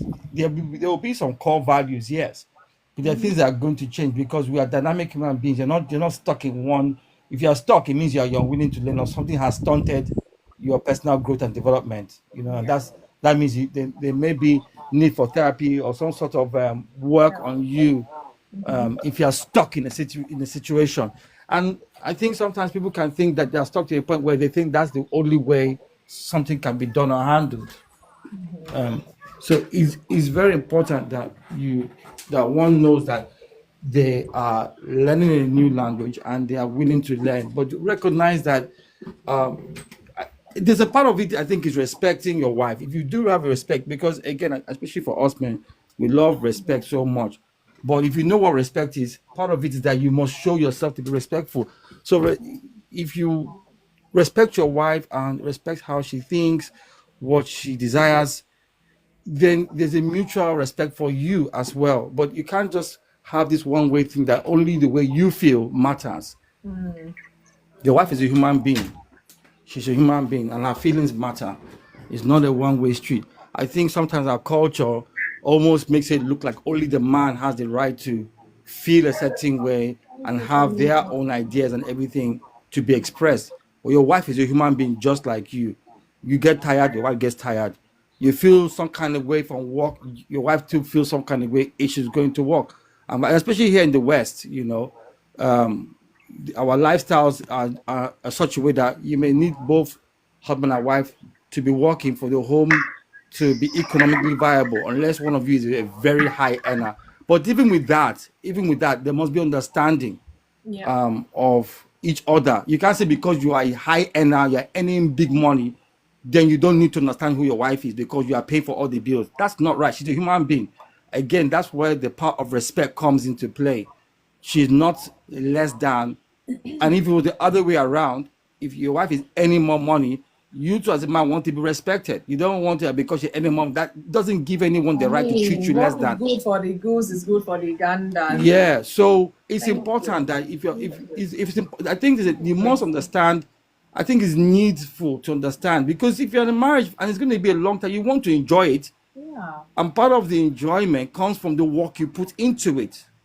I think sometimes people's idea of enjoyment is somebody's Quality street 100% submission go to the box. without um any perspective of theirs and think that's enjoyment. That's one person enjoying at the expense of somebody else. There must be a mutual enjoyment, and that means that you are willing to learn and do the homework, and that takes time. Learning a new language takes time. You have to practice it. You have to engage with it. You have to take time to communicate with that person over and over again to the point where you're understanding each other. So that love language and understanding how it is worth it. And I can speak from experience. I'm not a touchy-feely person by nature. My wife is, but I've had to learn it How come most over men are time. not this touchy feely thing? Is it Me, I the way went to you boarding were brought school. up, or what? Or is it your Boarding school, culture? home life, upbringing, all of that. But I think especially boarding school finalized removing any form of emotional touchy feeling. I've had to learn that in my marriage. I've had to learn to do that in my marriage. And I can say I'm better for it because even my children express it to me a lot, especially my first son. They express hug, they love hugging me a lot. I didn't like that in the beginning, but now I'm happy to do it, even though it's still a bit of work. But I'm very happy to do it because I find that they are very happy. It makes them feel good as well. Yeah. So I've learned to do it in my marriage. I've learned to love my wife in a way that she she is getting mutually satisfied and happy. It's not a one-way street, And I think that also affects the bedroom as well because sometimes it's almost like sometimes it's just a one-way street. But we must get to a place where in the bedroom our wives are as satisfied as we are. It's not just a one-way situation where I'm good and that's it. I go to bed and sleep off. Sorry, Leslie, No, I need to read the what Quality Street said. I'm scared of asking my wife her love language because she's gonna tell me it's money. that might be gifts. Well, you can't eat money. I know. That money issue. What I would say is that, especially for Nigerian women, and it depends on the context and where they're coming from. If they haven't seen money or it's a survival mindset, and I don't know if Wow. they're still in Nigeria, but when they come over here, Oh, that Debbie. changes over time. Yes, money is important, but if money is your only love language, then you need to know why it is a love language. Again, as I said, understanding is important. Yes. And don't be afraid if it's money. Don't be afraid. Fine. Like I said, part of love language that you make mistakes along the way. Don't be afraid. If it's money, then ask her how can we make more money, and see what she says. Yeah, I'm serious. Yeah. Sometimes we just have these ideas that it's all on me. Part of learning the language that you are both communicating that language. Yeah. So if our let's just agree, okay, our love language is money. Then part of it is I ask her, honey, money is your love language, and I know you like it so much. How can we make this money? And then see what she says. And if making this money means that you have to work 18 hours a day, and she's happy you not being at home for 18 hours, fine. Well, Whatever it takes. just But don't I'm kill sure yourself. at some point that's not the only love language that she understands. And love languages tend to have, I think they say it tends to be, most people have two love languages. So it's not just one single one. You might be strong in one area, but you probably have a secondary complementary love language as well. Some people So have it's not more just than. one yeah, some people have more than, but I think the research says that it's at least two. You're going to have at least two. You will probably have a strong one, but you're going to have a secondary or a third one that is also just as important. So yes, money but I'm sure she has. I'm sure after the money comes in, she does other things as well. Now you're not going to eat money. You're not going to eat the money all the time. You're going to do things with money. I'm sure that there are things she does with money, and that just as important. She would like to do something with the money now. So it's good to communicate. I think that's another thing is learning to communicate. And again, part of it is that the more you communicate, the better you are in interacting. That's what I'm saying. Like, even in the bedroom business, I would say that a lot of couples do not talk about their bedroom business. They don't talk about it. They don't communicate what they like or don't like. They don't talk about it because they don't even think it's something they need to discuss. They just it's assumed. Exactly. But if you actually sit down and talk about it and say, "Oh, what can we do to improve this? How can we make it more enjoyable?" You'll be surprised what the things you will come up with. Again, part of it is creativity. Yeah. Don't just limit it to just what you know. Go Yeah. and read, go and research, and You can possibly even do attend some that classes. together. You can do that together, more like Yes, exploring together. Yeah. attend some classes. Attend some classes. Don't just limit it to just one style in the bedroom. I'm being very serious because I think a lot of couples don't talk about it, and especially I'm not. I am not. I'm going to take this as a from what I've read. With especially African and Nigerian couples, they don't talk about when it comes to bedroom business. It's not talked about. But the truth of the matter, and that's why, especially a lot of Nigerian men end up going to go and have side pieces. I won't even call them side pieces, because they want to do some experiments that they can't do with the missus. But if you talk to the missus, again, part of this starts with talking. Just talk. Honey, how do you feel about what happens in our bedroom? And it might not be the first time, but if you do it over a period Mom's of the time, word, somebody and will Mom talk about. Ruthie is here. Yeah, that link. Yes, well, yeah, money. I said, Okay, I'm not. mom's the word. You don't talk about bedroom. It's a taboo talk. Yeah, money. That money and this, I don't actually agree, because I've met people who have money and the bedroom business is sorely lacking. Like, it is sorely lacking. And I know 3 off the top of my head that are financially very well to do, but the madam is got side pieces as well, because that area is not being attended to at all. In fact, the man will come back. I know one particular, the man will come back and say he's just tired. He's just tired. He's done. He work in He's bank. gone He's all work day 18 from hours. one thing to Yeah, hustling and working. No, and he bustling. work in bank. Oh, this guy is a millionaire. Boy, he's working. He work 18 hours. Yes, Debbie, 18 hours please. in bank. Yeah, and he's not around. And sometimes he's away for like 3-4 weeks. And the wife is frustrated, like frustrated. So I don't totally agree with that. Because making money is time away from that person. Of course. Oftentimes, not all the time, but oftentimes, until you get to a particular level in one's life. It's not like that. And that's why you see some people get frustrated in their marriage, because physically, financially it's there, but physically the person is not there. They're just not there. And some of them, I mean, I've even heard some millionaire, even they have resentment that, oh, is all they want is my money, which is not literally true. Again, because they lack communication. Yeah. It's assumed behavior. It's just assumption. But I've told one or two of them, I said, just talk to her. Just talk. Make time. You make time for your work, 18, 19 hours. Try you not set a schedule that, okay, we'll talk about this, that, and the third. But I think sometimes we think it's one or the other. No, you can have them all, but there's a time to. That's why I said that in marriage, there's a part of suffering we don't want to talk about, and that's not limited to just finances. That's not limited to just finances. You can have finances and still suffer your marriage if you're not communicating.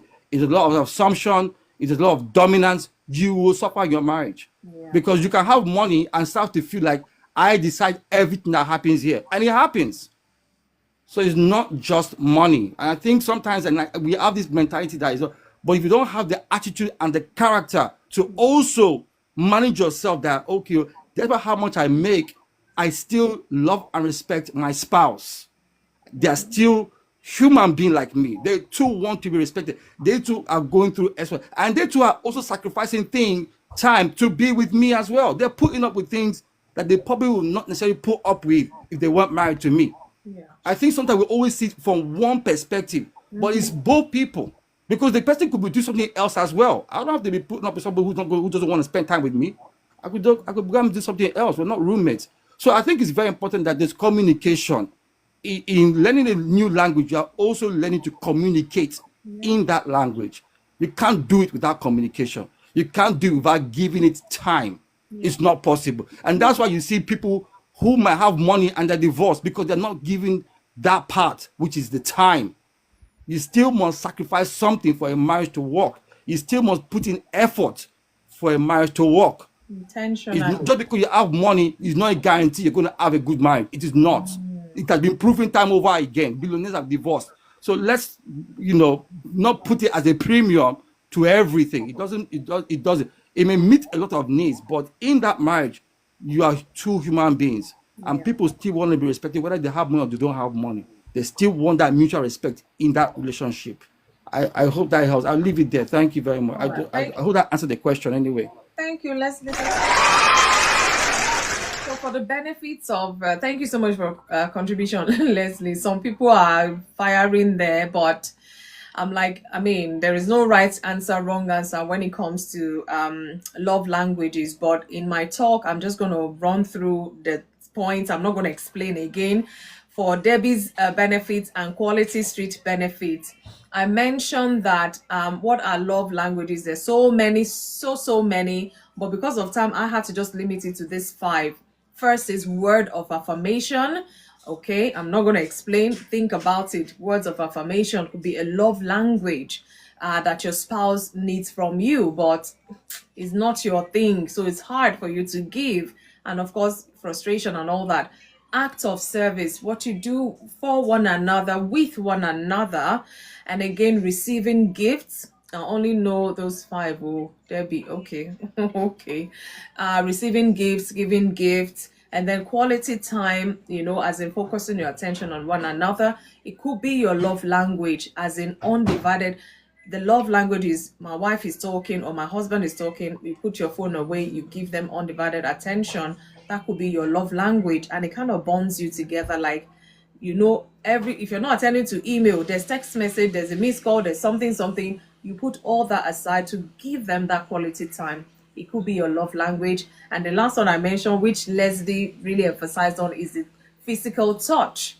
Is another love language. Could be that you like hugs, holding hands, you like that, but your spouse will like, just let me rest. Can't you just sit by yourself? Must you touch me or not touch me? And this person is feeling like, so those can be love languages that, spouses are not getting effectively from their spouse. So you never can tell, but there's so many others. But for the sake of the talk, I had to just limit it to those 5. I hope that helps you, Quality Street and Debbie.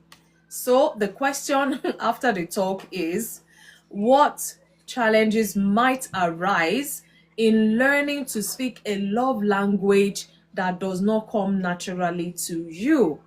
We've been talking about marriage being a learning institution and all of that. Certain things your wife will like or your husband will like is not natural with you. And you know that for this thing to work, you just have to learn, find a way to meet with their needs, and they meet with your needs. Sometimes it's not all that easy. Sometimes some don't. They're like, yours is too much. I can't meet your need. That. They're not even trying at all. So it can bring issues in that marriage, which can lead to separation and eventually the D word if care is not taken. So I hope that answers 1 or 2 questions I've seen on the chat. So thank you once again, Leslie. I'm coming to Captain Elaine, I believe.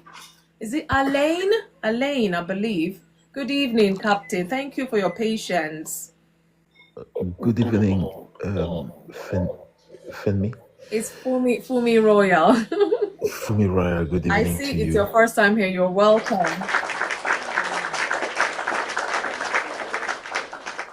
It So is my good to first have you. time Thank you indeed. for staying. I know the talk took a little longer than necessary today, but we just had to go there. So I really want to hear your submission. If you want to start with a question, or I don't know what's going on in your mind, please share with us. We're here to learn from one another. And like I always say, we reflect about these things we hear, take it home, pick the good ones that would work for us as a husband or as a wife, and just do better by our marriages. And God helping us, we will enjoy the goodness of that marriage. So please, let's hear your views tonight. Okay. Obviously you have done an excellent thing by explaining or relaying the 5 love languages of Gary Chapman. Thank you. I think I've read the book a couple of times. He did a good study, and But I always say that he forgot to study the sample of African women because yeah, out of all those five love languages, you know, Really? many African women will not naturally find themselves in that because you give them all those things. If you don't add money to it, You're it's not looking going to for work. trouble. I Uh, hear you. this is what I hear anyway. But even then, like my brother Leslie, I think I would second him, but and put it in my own words. Okay. You you can you can share you can well you can address those six, I make it six love languages, six including money. There's, I believe, a foundation that is not your love language or my love language. It is the language that we must, I repeat, we must speak. Otherwise, we are, those, put those six things, throw them on a limited quantity. It's not going to hold. They are not going to, the foundation of love, in my view, is one word: care. Yeah. And I'm going to, explain it a little bit. So my own framework for love is care. So I take the view that the C in care stands for consideration. So unless you have consideration for the person, for the opposite, forget everything you've mentioned. Forget the gift, forget the word of affirmation, forget even the money. Consideration is fundamental. Again, I'm talking about someone who is kind of okay in their head, right? I'm not talking about someone who's on a mission. If someone is on a mission for money, yeah, of course that's what is important to them. Disrespect them, they will do everything for money. But I'm not talking about those kind of situations. People need to go and get their head fixed. Anyway, this is my view generally. Before you get into a relationship, make sure that you are healthy. Make sure that you Mentally, physically, and all the least. exactly, and you have a good margin of autonomy. You don't go into a relationship to have your needs, to have needs that you can meet yourself met by someone else. That will not end well. Yeah. So I would say the C is for consideration. So assuming that you can stand on your own two feet, and you are not, you are not on a mission. You want consideration. We both want consideration. Yeah. We both want acceptance. Yeah. You know what? I don't like wigs at all. But I have to accept that you want to wear a wig. You feel better in wigs. Even though I don't like it, I will accept it and really make do with it without no hard feeling. Okay. So we need to accept. Again, I just took an example. We need to accept each other. You may not like beer, but if you've chosen to do with me, and I'm wearing beer, just please allow me that, and don't try and change me. Yeah. So consideration, acceptance, and if you can consider someone, you accept them. What it follows naturally that you will respect them. You will not try and touch where it hurts. You will not try and make them feel uncomfortable in any way, because you respect them. You will not say anything that will disturb them. You will not do anything that will hurt them. Yeah. So I believe that those are the last one. E is for empathy. Whenever you want to do something, Yeah. you will ask yourself, how is that, because you have consideration for them. You've already accepted them. You don't have to, but you choose. It's the choice you make. You respect them. So empathy follows, because whenever you make a decision, you have to ask yourself, how will that impact them? How will they feel about this? Yeah. So those care, as I've present, as I've the care framework, as I've suggested to you, is the foundation of love. All those other things will come after, long after. Otherwise you are building on the sand. Oh yeah. So I would suggest that, in order for you to to care for someone, or long before you start caring for someone, boy, please start caring for yourself. Yeah. Yeah. So show some love to yourself, which means go and it's because you have practiced caring for yourself, knowing what is good for you, that when you get into a marriage now, you will make sure that you train the other person to care for you, to give you what works for you. Whether it is the basic, the foundation, or the superficial things. I call them superficial, yeah, because if you get all those six things without the foundation, it's not going to work. So you need to maybe something else might come up. Maybe they will come up with iPhone 20, and your love language goes through iPhone 20. But whatever it is that works for you, you need to be able to understand it for yourself Yeah. and lead the other person towards what makes you what works for you. Likewise, you need to also understand them beyond the words, understand what their needs is, and try and make sure that you address it. So it really goes to say, once you have done the work of looking, of minding yourself, or of looking at your need, you are all you will naturally be aware of other people's needs, and you will come to a situation where you perhaps decide that this relationship is not going to go anywhere, because I understand her needs, so, and I know that I won't be able to fulfill to her needs. Yeah. And love also means letting go. We have to really move away from this mentality whereby, relationship is like a one-off transaction, and then we make do with what we've signed up for. No. You approach someone to get to know them, and get to see if there's if you can make that if you can love them. You may actually, because you have consideration for me, and you may choose not to accept me. It's okay. You cannot love everybody. You just cannot love everybody, because if you don't accept someone as they are, it means that you are not able to love them. You're not able to respect them.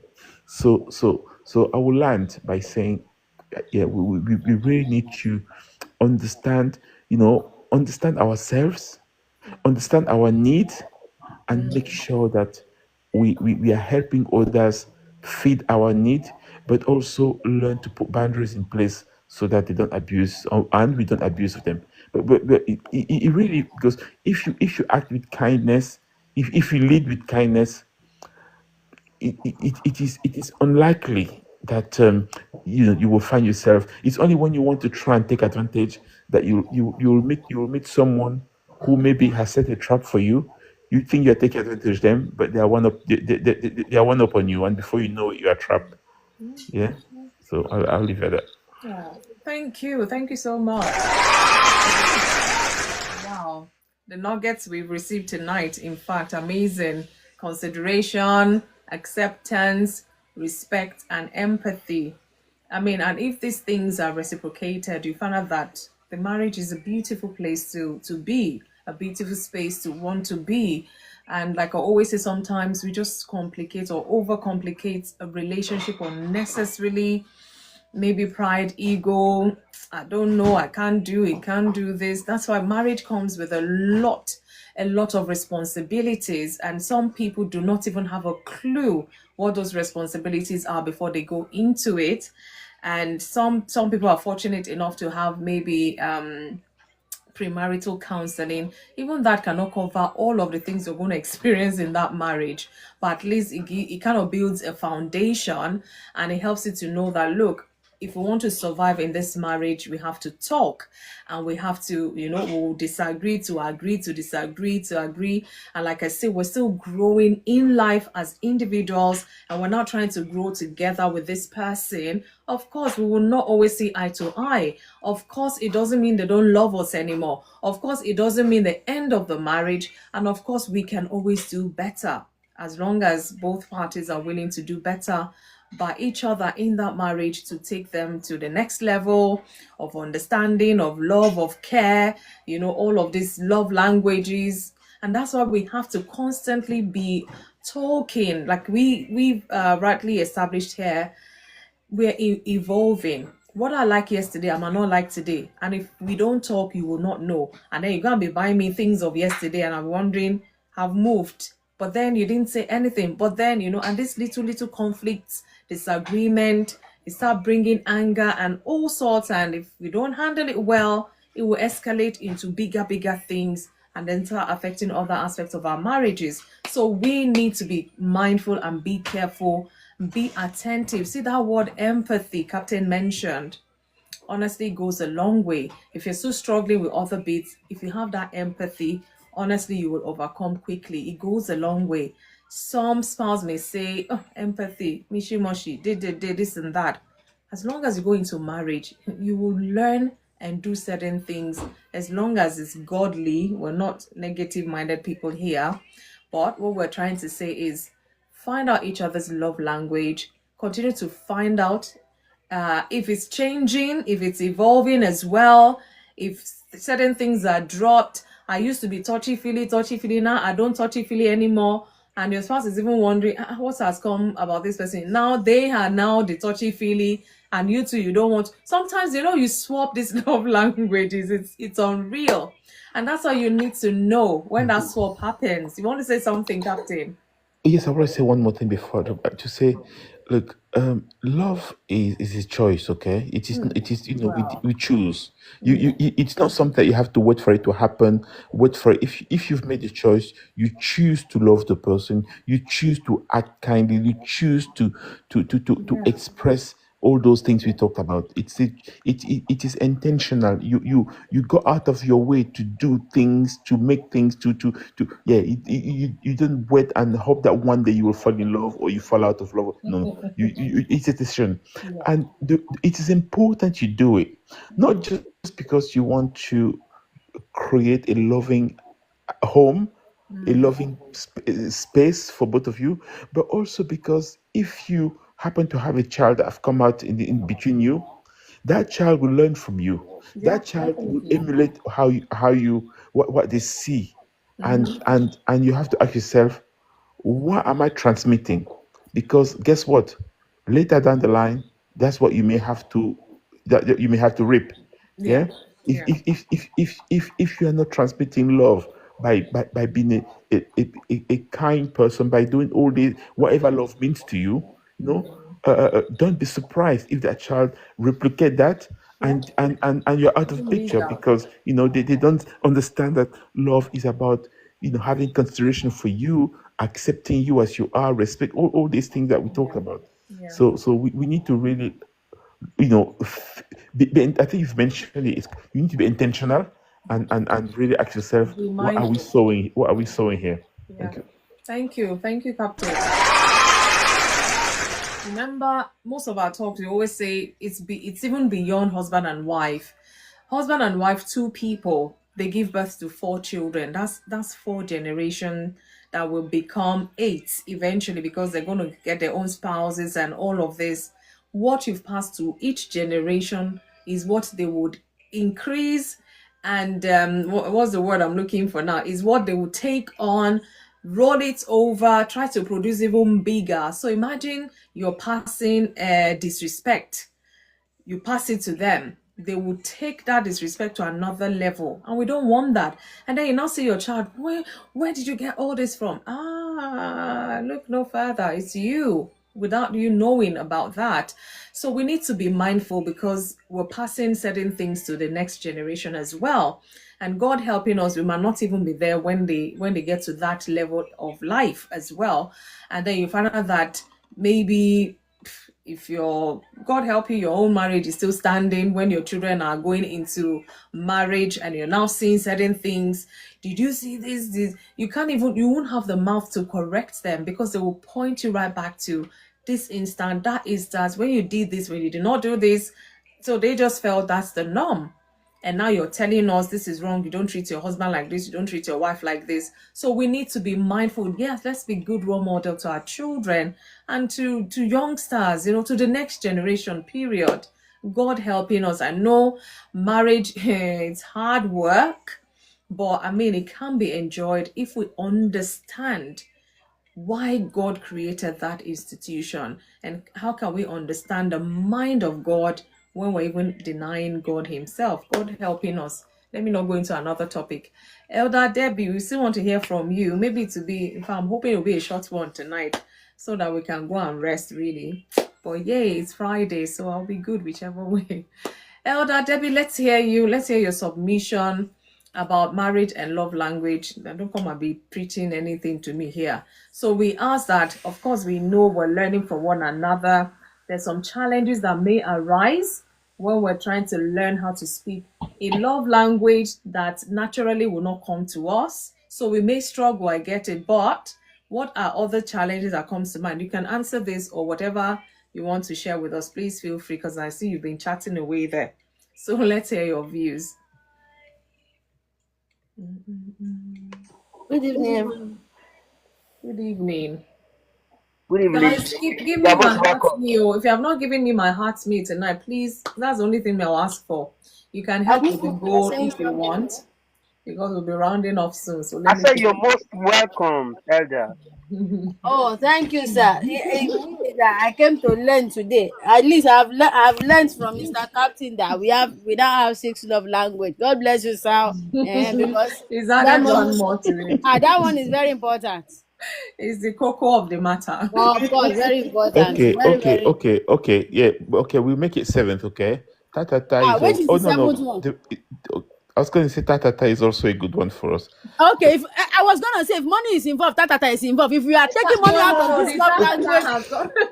Did no, we no, have to no, end? Did no. we have to end Some there? children are here. My lady, when Mr. Leslie was talking, is I met him talking about the other room, and when we talk And about money, that will go under the physical touch. so giving gift money will come under it too. If you don't want us to have it as another point, don't come for me, oh. You know when you learn something, you're supposed to do better. So we can take 10 if you want, as long as it's justified. My lady, however you want to take Elder. it. If we put it as giving gift under money, I will take it. If you take giving gift out of it and you put money, I will take it. As long as physical Whichever one, touch, as long as we all get the message. as long as physical touch and quality time is leading to ta. The other room. So let's be fair in this matter. Okay, we hear you. It might even become 8 or 10 before we leave tonight. Okay, as the spirit directs. Exactly. Okay. I don't know about marriage, but I know about love language. I've read about it. I know I have love language. I think when it comes to love language, for me personally, my opinion, my perspective, and how I believe I live my life. Before I don't think you should tell the other party your love language. I think it should be part of you that the other party studies to find out, even if you say it. Some of us say, Please wait. some of us say, Wait. I'm okay. We don't want to complicate life for anybody. Wait, that's why I'm going there. That's why I'm going there. All right. Let's say I meet you now. We are now talking. You ask me what's my love language, and I said to you, my love language is giving gifts or receiving gifts. But throughout the time we are talking, I've never bought myself any gift by myself. Then I expect you to buy me gifts. To me, I don't believe it's balance. I believe you should. You should be practical when it comes to what you expect of the other party. If naturally, I buy myself gifts, which means gifting is my love language. It's part of my love language. Which means anybody that knows me knows Debbie buys herself gifts and she buys herself quality gifts. Which means if you want to buy me, if you want to live or speak my love language, you buy me gifts based on the kind of gift I buy myself. If you cannot afford to buy me what I buy myself, you buy me quality gift in what you can afford. Do you understand? But there are some people, based on the love language that I am seeing these days, a lot of people, what they are expecting from the other party, they can't even do it for themselves. they can't even do it. You say your love language is act of service, but you've not even done anything. You've not even speak that love language to yourself. That's the point I am saying. That Okay. love language that you're saying, oh, I want Lady Fumi as she wants, if she wants to be my friend. My love language is act of service. And during act of service, is you doing things for me, Okay. either expectedly or not unexpectedly, making depend on what act of service is to you is different from what act of service is to me anyways. So, but I've not gotten up by myself to do things for myself. I've not gotten up by myself to surprise myself, but I expect somebody else to do it for me. I don't believe it's balanced that way. Oh. That's my own opinion. I don't believe it's balanced that way. If I meet you today and you are my friend, and I know I love gifts, I won't tell you this is my love language. I will buy you gifts. That is me communicating. I don't need to tell you, oh, I love gifts, da da da da na na na na, and I will now wait till my birthday or till Christmas before I buy you gift. No, I will wait. Mr. Leslie, leave me alone, no. Leave me alone, no. This matter, please let it finish tonight, yo. I will maybe let's say, okay, when maybe we met in January, then your birthday happened in February. I'm buying you gifts. Now, because of the kind of person I am, I don't just like when it comes to gifting. I'm using it as an example. That does not mean gifting is my love language, but that's how I live my life. I buy myself Christmas gift, Easter gift, if I like, Mother's Day gift, Mother's Day. I see something I like, I give to myself. I am my mother is me. Do you understand? That's how I live my life. Which means if I'm doing it for myself, I'm doing it for whoever is around me. As I'm doing it for you, I'm indirectly passing a message to you that this is me. It's not until I know that when we talk sometimes by communication, you can say, oh, this is my love language, this is my love language. But when you say this is your love language, I want to see how you live that love, how you speak that love language to yourself. How do you speak that love language to yourself? I know there are some you can't speak to yourself, physical touch or whatever. I don't know about that one. But when it comes to quality time, some people don't even spend quality time with themselves, Let alone. let alone expecting somebody else to spend quality time with them. So the question is, what you are expecting of others, are you giving yourself First off, okay. before you expect it of the other party? Because it's easier for us to judge this one, people that, oh, he didn't and he knows she knows I like this, he knows I like this, but he never even do any of them, blah blah blah blah blah blah blah blah. But you, brother, auntie, you don't even buy yourself anything in a year. You don't even spend time. 30 minutes is too much for you to spend for yourself. You will even be on the phone. Instead of you to lie down and sleep, you can't even spend the quality time for yourself. But you expect somebody else. I'm not saying we shouldn't have expectation, but I'm saying I believe if you want it to be done to you, leave it out. Let people know you. This is you. It's not about just saying it. Okay. Let me use my friends as an example. I have a friend that when it comes to gifting, she don't need to buy you gift because it's your birthday. She can be coming from work, she saw ice cream, she will buy it. Even if it's £1 she wants to share between all of us, she will buy it, she will bring it. If it's the day she wants to spend time with us, she don't need to say, oh, she's coming. We don't even need to expect her. She will just come. Where are you guys? Everybody will assembly. We are spend quality time together. And the day she don't want to see you, she want to spend time with herself. This is where I'm going. Don't just knock on her door. Turn yourself to air and do this, and enter her house. She will not see you. That time she wants to spend with herself, she will not share it with anybody. So we already know that when it comes to quality time for ourselves, God bless you. It makes it easy for people to pick, to know how to deal with you. But because you keep saying it does not mean that's what it is. You say your love language is word of affirmation, but even you speak negativity into your own self. Oh my word. Yeah, yeah. And they're powerful. The words You are say your powerful. love language is word of affirmation, but you wake up in the morning and oh, I don't like this day. God forbid. You've al- it's not possible. It's not aligning with each other. So how will somebody, an outsider, I'm sorry, to you, before your husband or your wife, your friend, all of them become close to you, they are still strangers. So how do you expect a stranger that does not know you, does not know your body, does not know your mind, come all of a sudden and start speaking positivity to what they don't know, when the foundation of your life is already filled with negativity? Yeah, but we're talking of marriage here. I mean, And if you would have but known it's each other to general. a level before you get married. But do you know there are spouses like this? Yeah, I get it. I mean, it's a crazy world. There are I get it. spouses like this. That's why I said I will say it in a general way, because this thing happen in our general life, and it leads to see, before it gets to marriage, that we start living it in marriage. Is what a lot of people are living before they turn into marriage. I guess.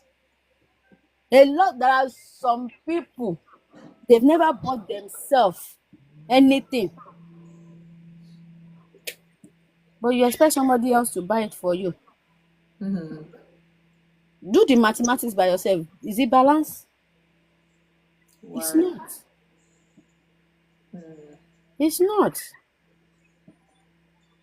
You say it's act of service, but you've not even looked at yourself and be like, today, let me do something for myself.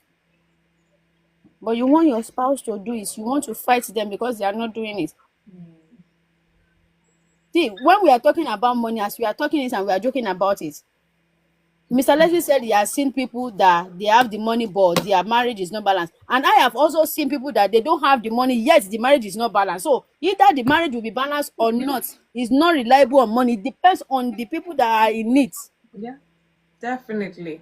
I can point 3 or 4 marriages that in 10 years, 10 years, 10 years, 10 years. Me, I know I would have. It's either I have run, they have run me out, or they have chased me out. One of us, one way or the other. I know one way. That 10 years, they say there is no ta. How? You people should answer me. Oh, you people should answer me, because you are talking. You see people that say I should come and learn, That is. I don't think that is a marriage. but they don't see. They still don't have money. So I now ask the person, what are you there for? The money? No. You said no money. So which of it? How is it balanced? So it's individual, the people you are dealing with. That's why when we come when we are talking. When I read the book, the love language, I just for me, for it to be realistic, leave that love language. Thank you, 8:30. Learn Thank to live that. If your love language is word of affirmation, let me meet you. Let the person meet you, like you wake up, you speak positive, not you posting it online. We don't need to see it online. That's not you living it. Speak positivity to yourself. Some spouse, if some husband, if you ask their wife what's their morning like when they wake up, it's cause. Same as some wives too. If you ask some people, they don't even do anything for themselves, but you expect your husband, your wife to do it for you. I'm not saying they are not supposed to do it. I'm not saying they shouldn't do it. But I'm saying you leave it out. Speak it for yourself. That way the person that with you will be able to adapt into that. There's no how you are living your life that somebody will come and then they will say, oh, they want to change it. It's either they accept you that way or not. But not just you saying it and not speaking it to yourself. For me, or to me, I believe that's kind of hypocrisy. Not just you saying it. I know I want to. I love. I have a bit of all the love languages, and there are times that you see when it comes to that act of service, I don't expect people to do a lot of things for me, because even me sometimes to stand up and go and cook for myself, I'm. It's hard. It's It's true. hardening you. It's true. I don't like the heat of the kitchen, so I don't really like kitchen. Do you understand? So imagine I don't like doing it for myself, but I expect somebody else to do it, and they must do it because it's my love language. It's not balanced. That's me being an hypocrite. Because I know I can decide to eat agege bread Monday, Tuesday, Wednesday, Thursday, Friday, Saturday, as long as I will not enter the kitchen. I will be creative with it now. With boiled egg, with butter, with water, with that kind of thing. But I now expect somebody else to enter the kitchen and give me 5-star meal and all that.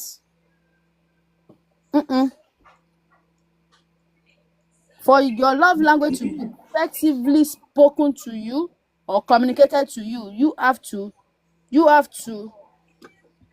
put the signal there. You have to put the signal there. So I hear you, Debbie.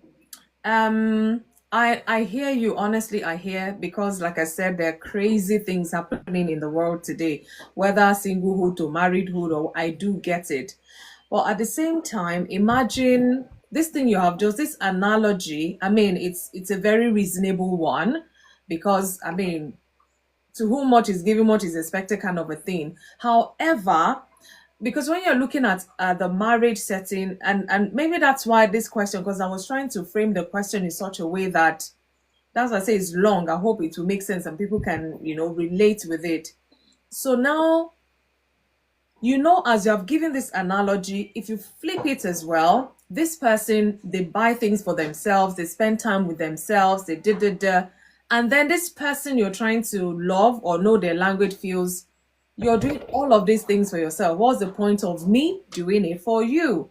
That can actually strain a relationship as well, because it's like you're not even giving room for me to do anything for you. Before this you've done this, before this you've taken time for it, and maybe perhaps you're still courting even, and they say, for example, they want to surprise you. For example, what women, let's not even go to money, say Brazilian hair or whatever, they saw and they're like, this will fit this person. They bought it before they enter your room, they see you have spread 10 new ones you've bought. Do you know that could be frustrating to this person as well? Yeah. Let me answer you with an example of one person. Okay. So when I met this my friend, when I met her, she buys herself gifts normally. And by gift I mean she can see a perfume, buys it. She might not use it immediately. In fact, she might just buy it and put it in her wardrobe. Not use it. Same as whatever she buys. But it will be she buys herself quality stuff. When I became her friend, yeah, I can't even afford the things she buy for herself. I can't. I couldn't as at the time when we became friends, when we became close. But I realized something. When we became close, whenever she wants to buy herself anything, if she can't afford to buy for two, she won't buy it.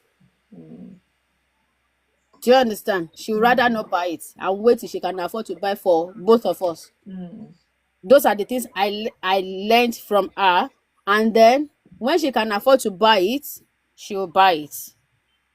And if you are now thinking of buying her something, she will tell you, I'm not putting you under pressure. Whatever you buy me, if you want to, it's fine.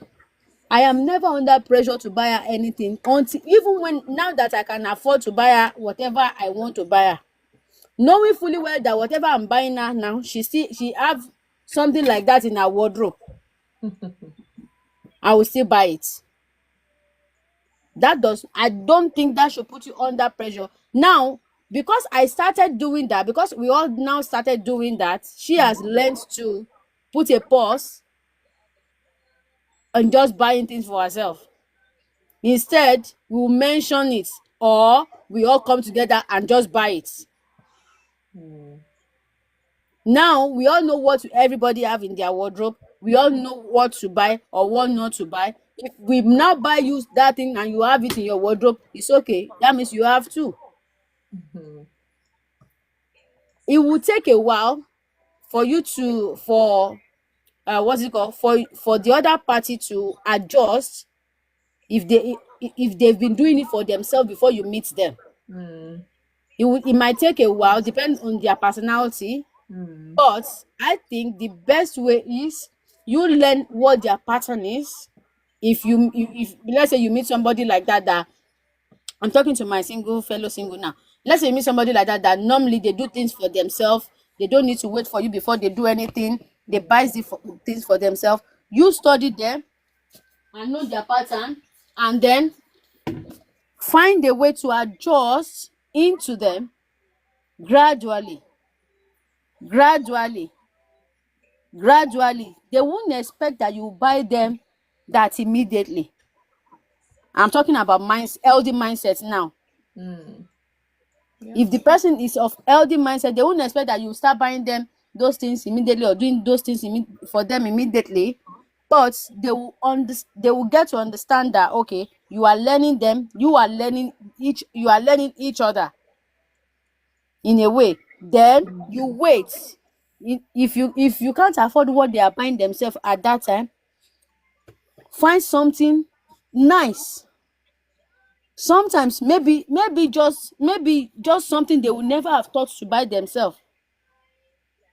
My lady, I'm the type that normally you can't see me go out and say I want to buy cake for myself.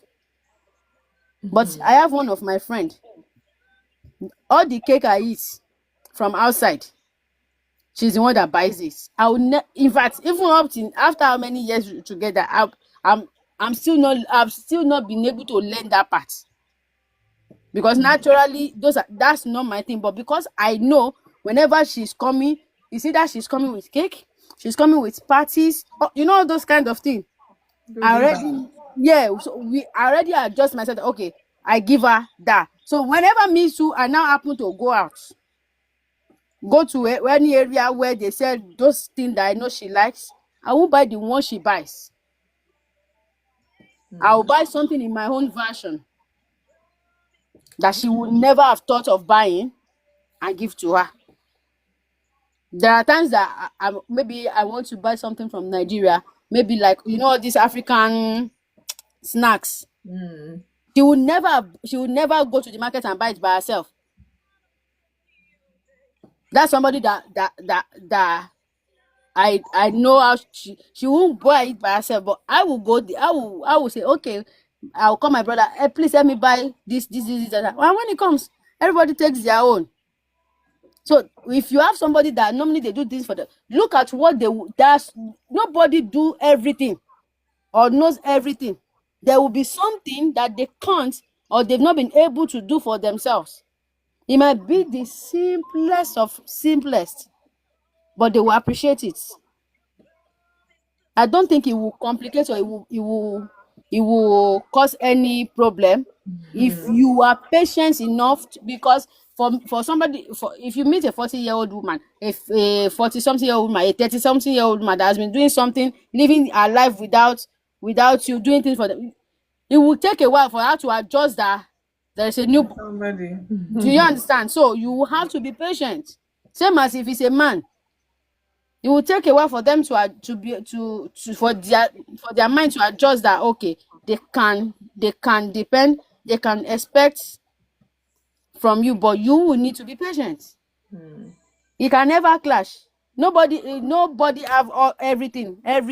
No, nobody. If you want to buy them Brazilian hair and they already have the Brazilian hair, they will manage it. If you want to buy him a trouser and you already have that kind of trouser, one will get old anyways and he will replace it. So that's how I see it. Okay. Thank you. Are you done? I'm saying so far so good. Okay, thank you. Madam Debbie, she's helping us to look at it from the perspective of single trying to go into marriagehood. Do for yourself what you want somebody to do for you. Period. I get you and I hear you and I understand you. But if life was that simple and straightforward, I don't think we'll be here talking about these issues. Marriage and love language. I mean, whichever way, to those who are in the marriage already, you're in it already. Where do you go from there on? That is the thing, you know? But it's because we Can are I not living it that way. That's why we are having issue, though. can I say something? Please. And I'm going to say this. Mr. No Leslie, matter don't how come from you. no, not you. But there are some things we can't do for ourselves. I don't care how much money you have. You cannot No, you I said cannot it have already. That I said you it cannot already have that there are bedroom some business things by we can't do yourself. for. No, You, I you, already said when it comes to love language, we can't. There are some things we can't do for ourselves. I know. that's what I was going. Yeah, I'm just I'm giving. agreeing with you. And I say is even bedroom business, you cannot do it by yourself Of to be course, effective. Mr. You need Leslie, why are you somebody pinning? else. Why are you pinning on the bedroom business? You people Because don't let TikTok bring all of us out. no, because the reason why because the reason why is that this one I've had the experience with certain people. I've had in my own marriage, and I've seen something. I've seen a correlation that, and you've mentioned something that I'm going to. I actually agree with you. No one person can do it all by themselves. Even if you have $1 billion, you still need people to do certain things for you. You know what? Or else you be God.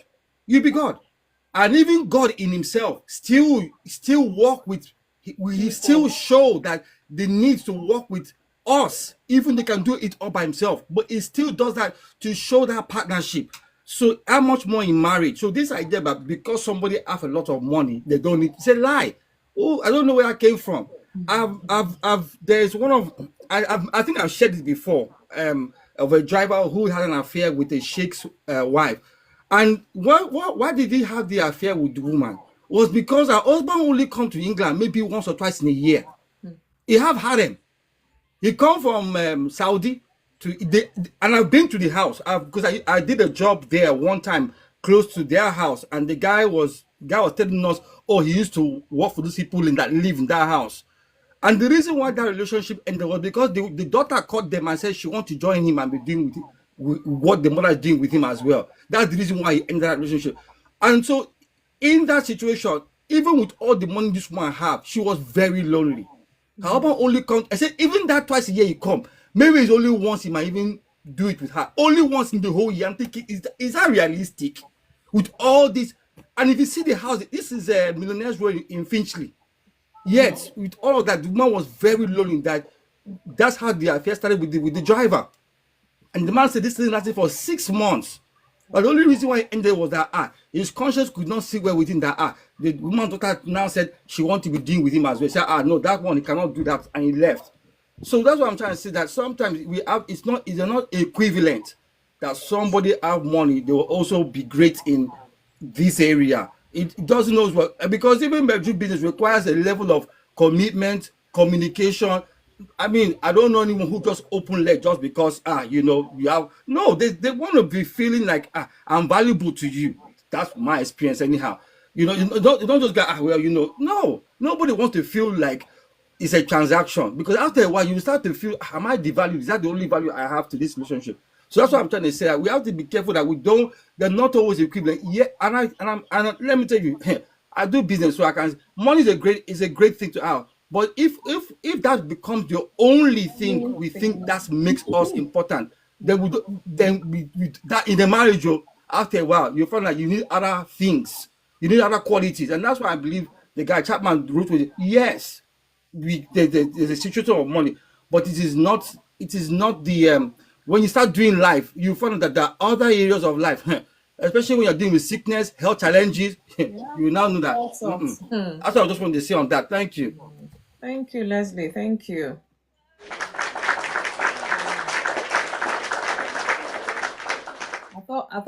Anyway, we're going to be rounding off soon. Heartbeat, is good to see you. It's been a long time.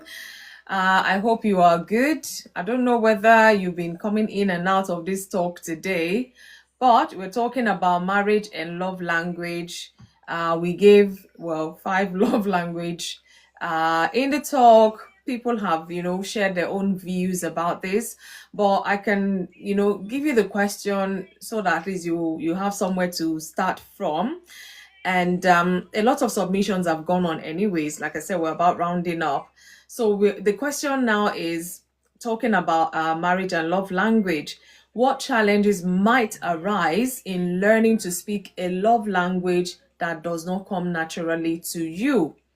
So I don't know if you have any at the top of your head right now you can share with us, or how might one overcome such challenge so that, we'll speak the same love language, or we'll try to understand each other's love language so that we can enjoy the goodness of marriage. So Heartbeat, good evening, happy Thursday. I hope you are good. I hope this has helped you, look for where to begin from anyways. Thank you. You're welcome. Honestly, I don't have much to say about this topic. Okay, I get it. After years of marriage, my conclusion is that love people the way they want to be loved. And to leave it to your partner to discern what you like is obviously not the best. Okay. Because in every classroom, we have students who pick what is taught fast. Sometimes even before a teacher ends a sentence, they know what follows next. Yeah. Whereas there are others who are slow learners, and they may have to get the same thing wrong a number of times before they are taught and taught and taught before they get it right. So if you meet somebody like that and you expect him to or her to be the one to decipher what your love language is, You might wait for a long time. yes, it might create problems for you. So all I can say is love people the way they want to be loved, because you can buy the whole world for them. If that is not what they expect, or that gives them that sense of fulfillment, they obviously would not appreciate it much. Then let us tell our spouses what is that hits our soft spot and makes us feel loved, so that they can come through that door and meet us at the point of our expectation. I don't think that it is altogether wrong. I remember Lionel Richie sang a song. I was in secondary school then. And I think that I may mix up the lyrics, but the bottom line is that he said that, "Hello, is it me you are looking for? I can see it in your eyes." And he went ahead to say that, "Are you somewhere feeling lonely, or somewhere somebody loving you?" I've forgotten the word. But he said that, You're getting it right. Carry on, sir. Yeah. The lyrics are right. Okay. Then my memories are still sharp. I thought I was beginning to be demented, but I'm happy that I can remember. He said that, "Tell me how to win your heart, for I have not gotten a clue." That is the point. That is the main point I'm driving home at. You tell me how to win your heart, because I have no clue. So for me, that should be it. tell me how you want to be loved. Even when we come in the art of love making, most people feel and easily get pissed off that they expected that their partners will turn into Jewish prophets and begin to discern and know that this is exactly what they want. But I don't see the big deal.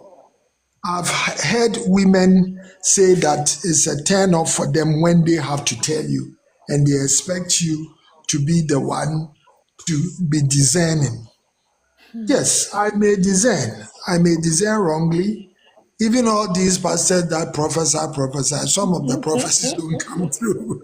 So I may, Exactly. Or that particular time, nothing is coming. yes. So if you want me to discern, madam, keep waiting for me to discern. Let me do my best one. And if it takes a You year pray or and two, fast, Pastor. yeah, a year or two, fine. But if it doesn't, and it lingers on till 5 to 10 years, you will know that you are the one who has cheated yourself. Yeah. Because a number of men, in fact, anybody would want to do exactly for you what your expectations are. So let us be the people to tell others what our love languages are. And but for a moment when I came and I saw the topic, what immediately came to mind is that me, I don't have any love language. Because when I feel loved, I still speak the same language. I don't change. I don't speak tongues. I don't speak Greek. It's the same language. So I don't have a love language. Thank you. Bye bye. Thank you, sir. In fact, we rest the case there. We just rest the matter there. Is that key thing that he mentioned as well. Learning to love people the way they would appreciate, the way they want to be loved, not the way you feel they should be loved, because there will be conflict. In fairness, there will be conflict. And aside that, as I said, you have to hear, you have to listen, and then put action in place.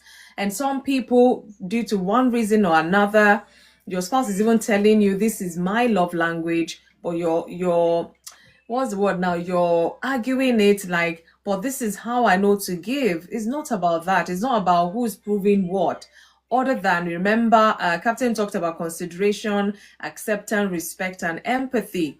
You have to feel what they're feeling if you truly want to be part of their happiness as such. But you and I know that all this transactional marriage we have these days, I don't know whether this kind of topic would even make sense to them, because you're not understanding my love language. I'm out of here. That's what we kind of probably see that is going on in the world, and it shouldn't be so. If you're committed to this person, you want to be with them for the rest of your life, be committed to learning their love languages as they're evolving, as it's changing, as it's growing. You have to be part of that with them. I mean, other than that, they will just have to go outside sometimes to seek whatever. Meanwhile, they could have gotten it from home or in their marriage. It's no excuse, really. It is no excuse. But you and I know that these are one of the factors that makes a couple go astray and things like that. So if we can sit down, be honest with ourselves, especially like, let's just say in the other room, sometimes you may be shy or you may be timid or whatever it is, but as long as you know this person is going to be there for life, the earlier you started talking, the better for you, enjoying your other room activities, so to say it, or you might have to write it out, or whichever way you speak to your spouse, you'll be able to do that. Because if you're going to be married for, let's say, 60 odd years, and you still cannot share your love language with your spouse, so for 60 years, what would that mean? That's even if you survive that 60 years, so to say. But God helping all of us, we've put the word out there. It's now left for us to go and intentionally ponder on it. Take what is it called? Take time out to actually sit with your spouse if you can, in the next few weeks or whatever, and ask each other's love language. Do you think I know your love language? Do you think you know mine? Okay, this is one of them, two of them, three of them, whatever. You find it's so easy. But because we don't take the time to listen, to hear, and all, we just assume, I'll love them this way, they should be okay. And then there are issues, and then you're complaining, have I not done enough? Have I this? Have I not that? And that's where the conflicts come. And then it's not resolved. Resentment will come. Before you know, separation or lodgers, you become lodgers, like strangers kind of a thing. So we need to be mindful, we need to be considerate, we need to be accepting of how each person needs to be loved. And you've married them. The grace is more than enough, sufficient to carry you through to love them the way they want to feel loved. I know it's a big task, but you're in that relationship already. Let's get things started, so that what you quickly start enjoying that goodness of marriage as God designed it, God helping us. And if we're struggling, the Lord will help us. Remember, I always say, go to therapy if you must.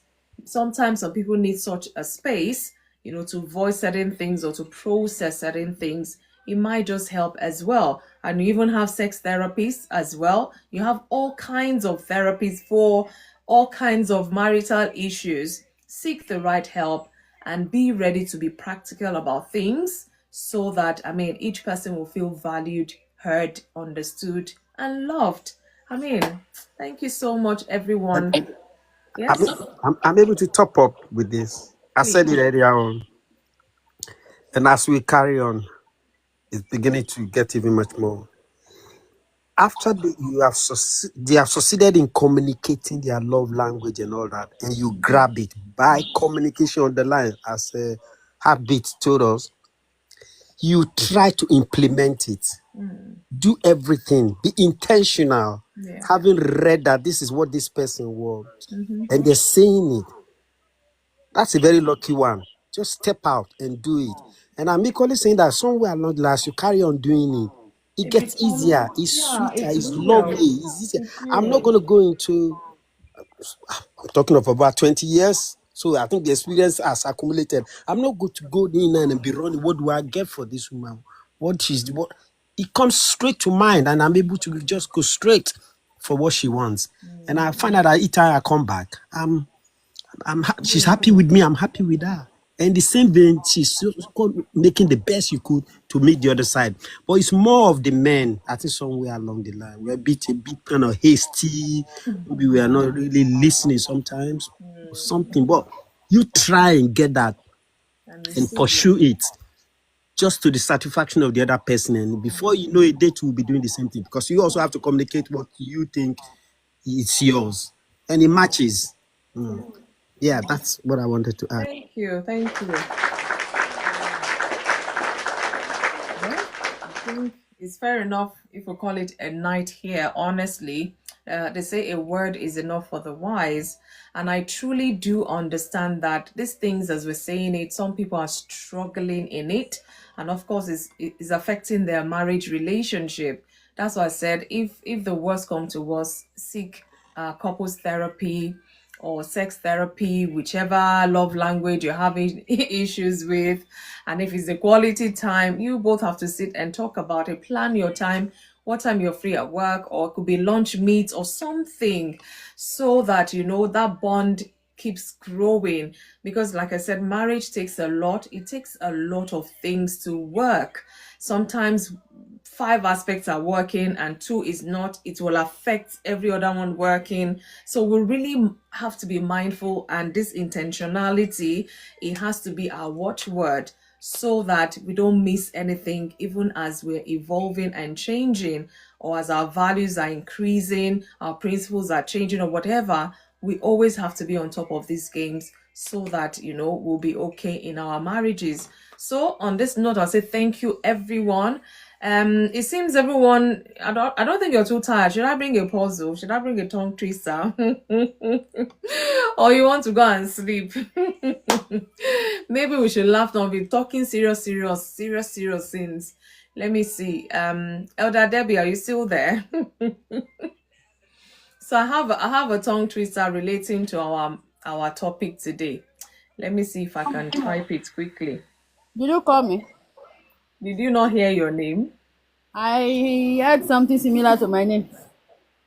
Okay. Oh. I say we want to do our tongue twister before we go to bed. On top this love language matter. Yes, now we Oh have to wow. speak that language tonight. Tongue twister is not a love language, yo.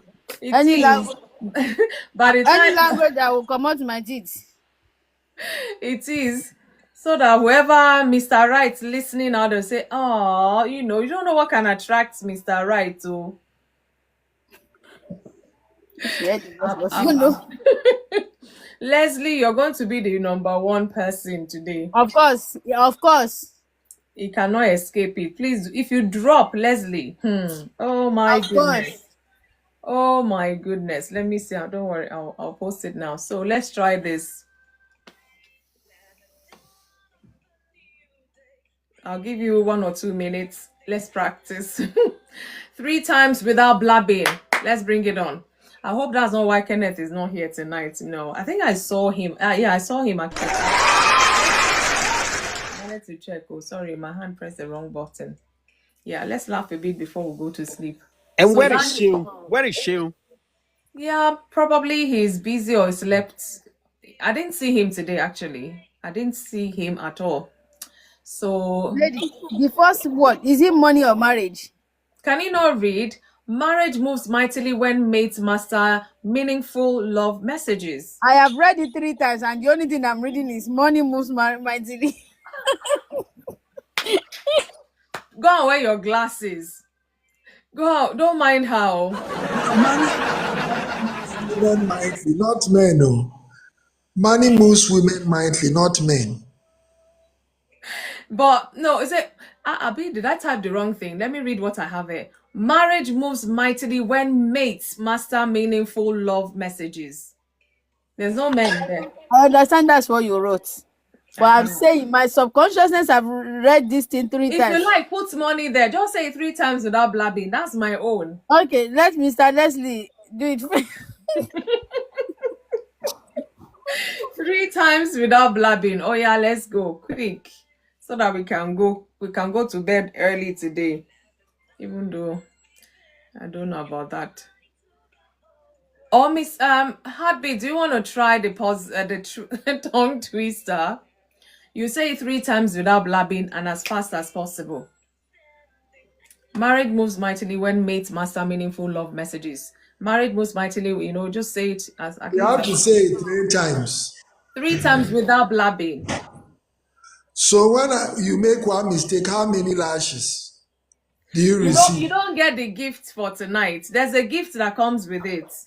Okay. It reminds me when we were having detection at school, and then when you make one mistake, 2 lashes. So That's why I it wanted depends. It to depends know. on how much you try. The gift is 2 ice cream and 1 donut. So if you don't try to, I might just give you 1 ice cream so that at least you attempted it or something. Or if you try and we see maybe just 1 donut, it depends on how you try. We will gauge it. Okay, so am I good to go now? Yes, you're good to go. Bring it on. Marriage moves mightily when mates master meaningful love messages. Marriage moves mightily when mates master meaningful love messages. Marriage moves mightily when mates master meaningful love messages. Yay! I mean, one more. Well There you done, go. well done. Everybody, you don't agree. Leslie, what are you trying to say? Leslie, please, let's put our mouth where our money is, or our money where our mouth is. So there you go. Heartbeat, congratulations. You got a full gift for today. Full gift. Don't finish it at once. So Leslie, we're coming to you. 3 times without blabbing. Honestly, well done. Well done, Heartbeat. That was a very good start. You see, people are afraid now because they're not sure whether they can catch up with you. Come on, let's do it. We are waiting for Mr. Leslie. I don't know what happened. Leslie, when you want to talk, you have to unmute. Why can't the devil go ahead now? She's the other devil now. She can't go ahead of me. Mom Ruthie, I hope you have not slept off. I know Okay, she's let me try. a bit poorly, but yeah. Oh yeah, ready? Let me try you. Let me try. Marriage moves mightily when mates master. Where are we crawling Marriage to? moves Marriage moves mightily when mates master meaningful love messages. Marriage moves mightily when mates master meaningful love messages. Marriage moves mightily when mates master meaningful love messages.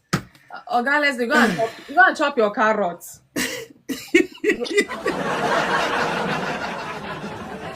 And I know you're not feeling all that sleepy. This one you're talking like someone who is feeling sleepy. So Elder Debbie, she want ice cream or 2 ice cream? Sleep care. I still get that shift to do tonight too. You're not saying as fast as you can. No, you no.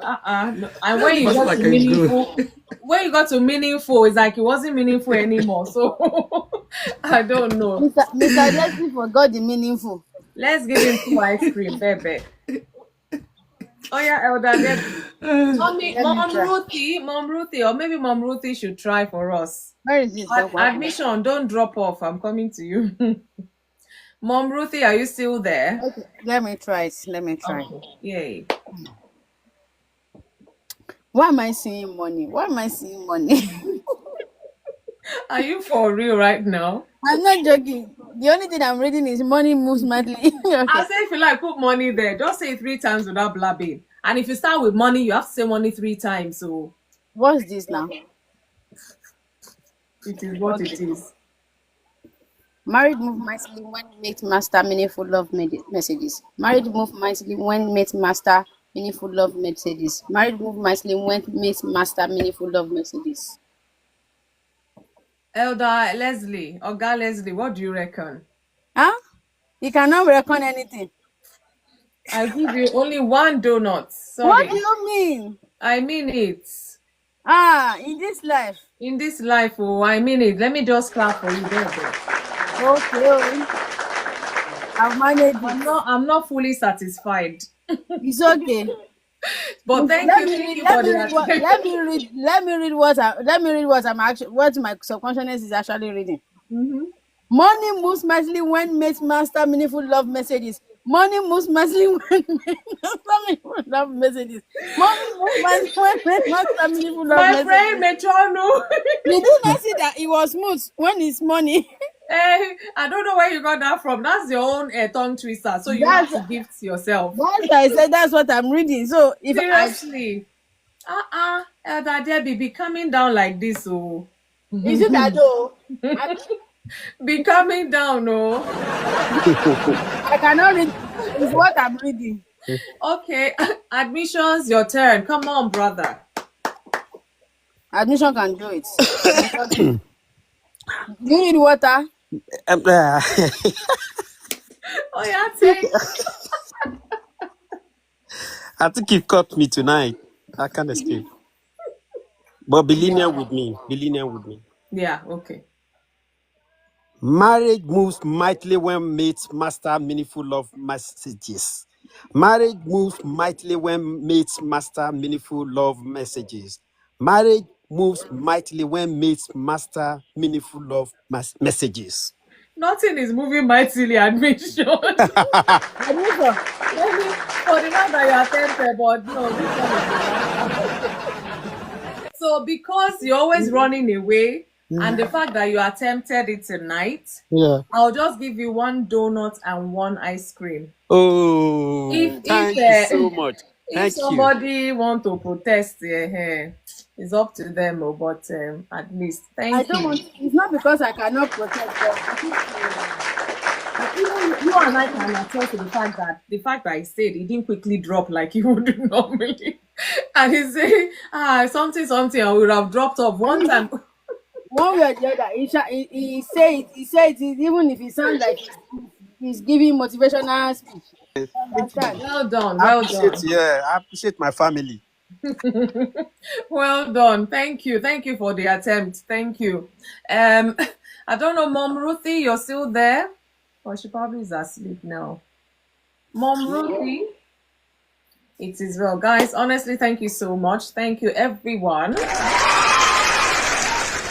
So let's go tonight, and maybe we should go and have a chat with our spouses about this love language before the flame, goes out about talking about this and paying attention to it. Let's be intentional, God helping us, and most especially, let's pray really, because it seems, I love language, what is that?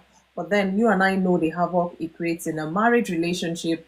So we have to pray that God gives you the grace to hear one another, listen to one another, and do the needful. I mean, that's my prayer for all of us. Thank you so much for all of your contributions, heartbeat, admissions, Mommy Ruthie, Leslie, Debbie, Captain Alien that came. Is it a lion or eight? I can't even remember now. God forgive me. Thank you so much. And I saw Kenneth earlier. Big shout out to Kenneth. I don't know, maybe he's at work or something. I don't know. And Sheon too. Well, big shout out to all of you guys. Thank you, Brother Branson, Heartbeat 77, for joining us today. Honestly, it's a pleasure having you. And thank you for your words of wisdom as well. We'll be back again by the grace of God on Monday. At least we'll talk about individual issues of life. And I pray that God will continue to help us so that we can do better, live better, enjoy better, at least before we say goodbye to this part of the world. God helping all of us. Yeah, may God help us in marriage and relationship. Honestly, indeed, because there's a whole lot going on in the marriage world out there. God help us. God keep all of us in our marriages, and those aspiring to get married, be married. The Lord will bring your bone of bone, your flesh of flesh. That is our prayer. One who will understand your love language, and you will understand their love language as well. Thank you all so much. Do have a blessed night and enjoy the weekend. Thank you and good night. Thank you. Lots of money. Debbie, don't let me run away from you. Thank you so much. Yeah. Enjoy the night. Please follow one another if you're not. Follow one another. Thank you, admissions. Good night, everyone. Thank you. It's the Bible of Good Evangelism. Thank you.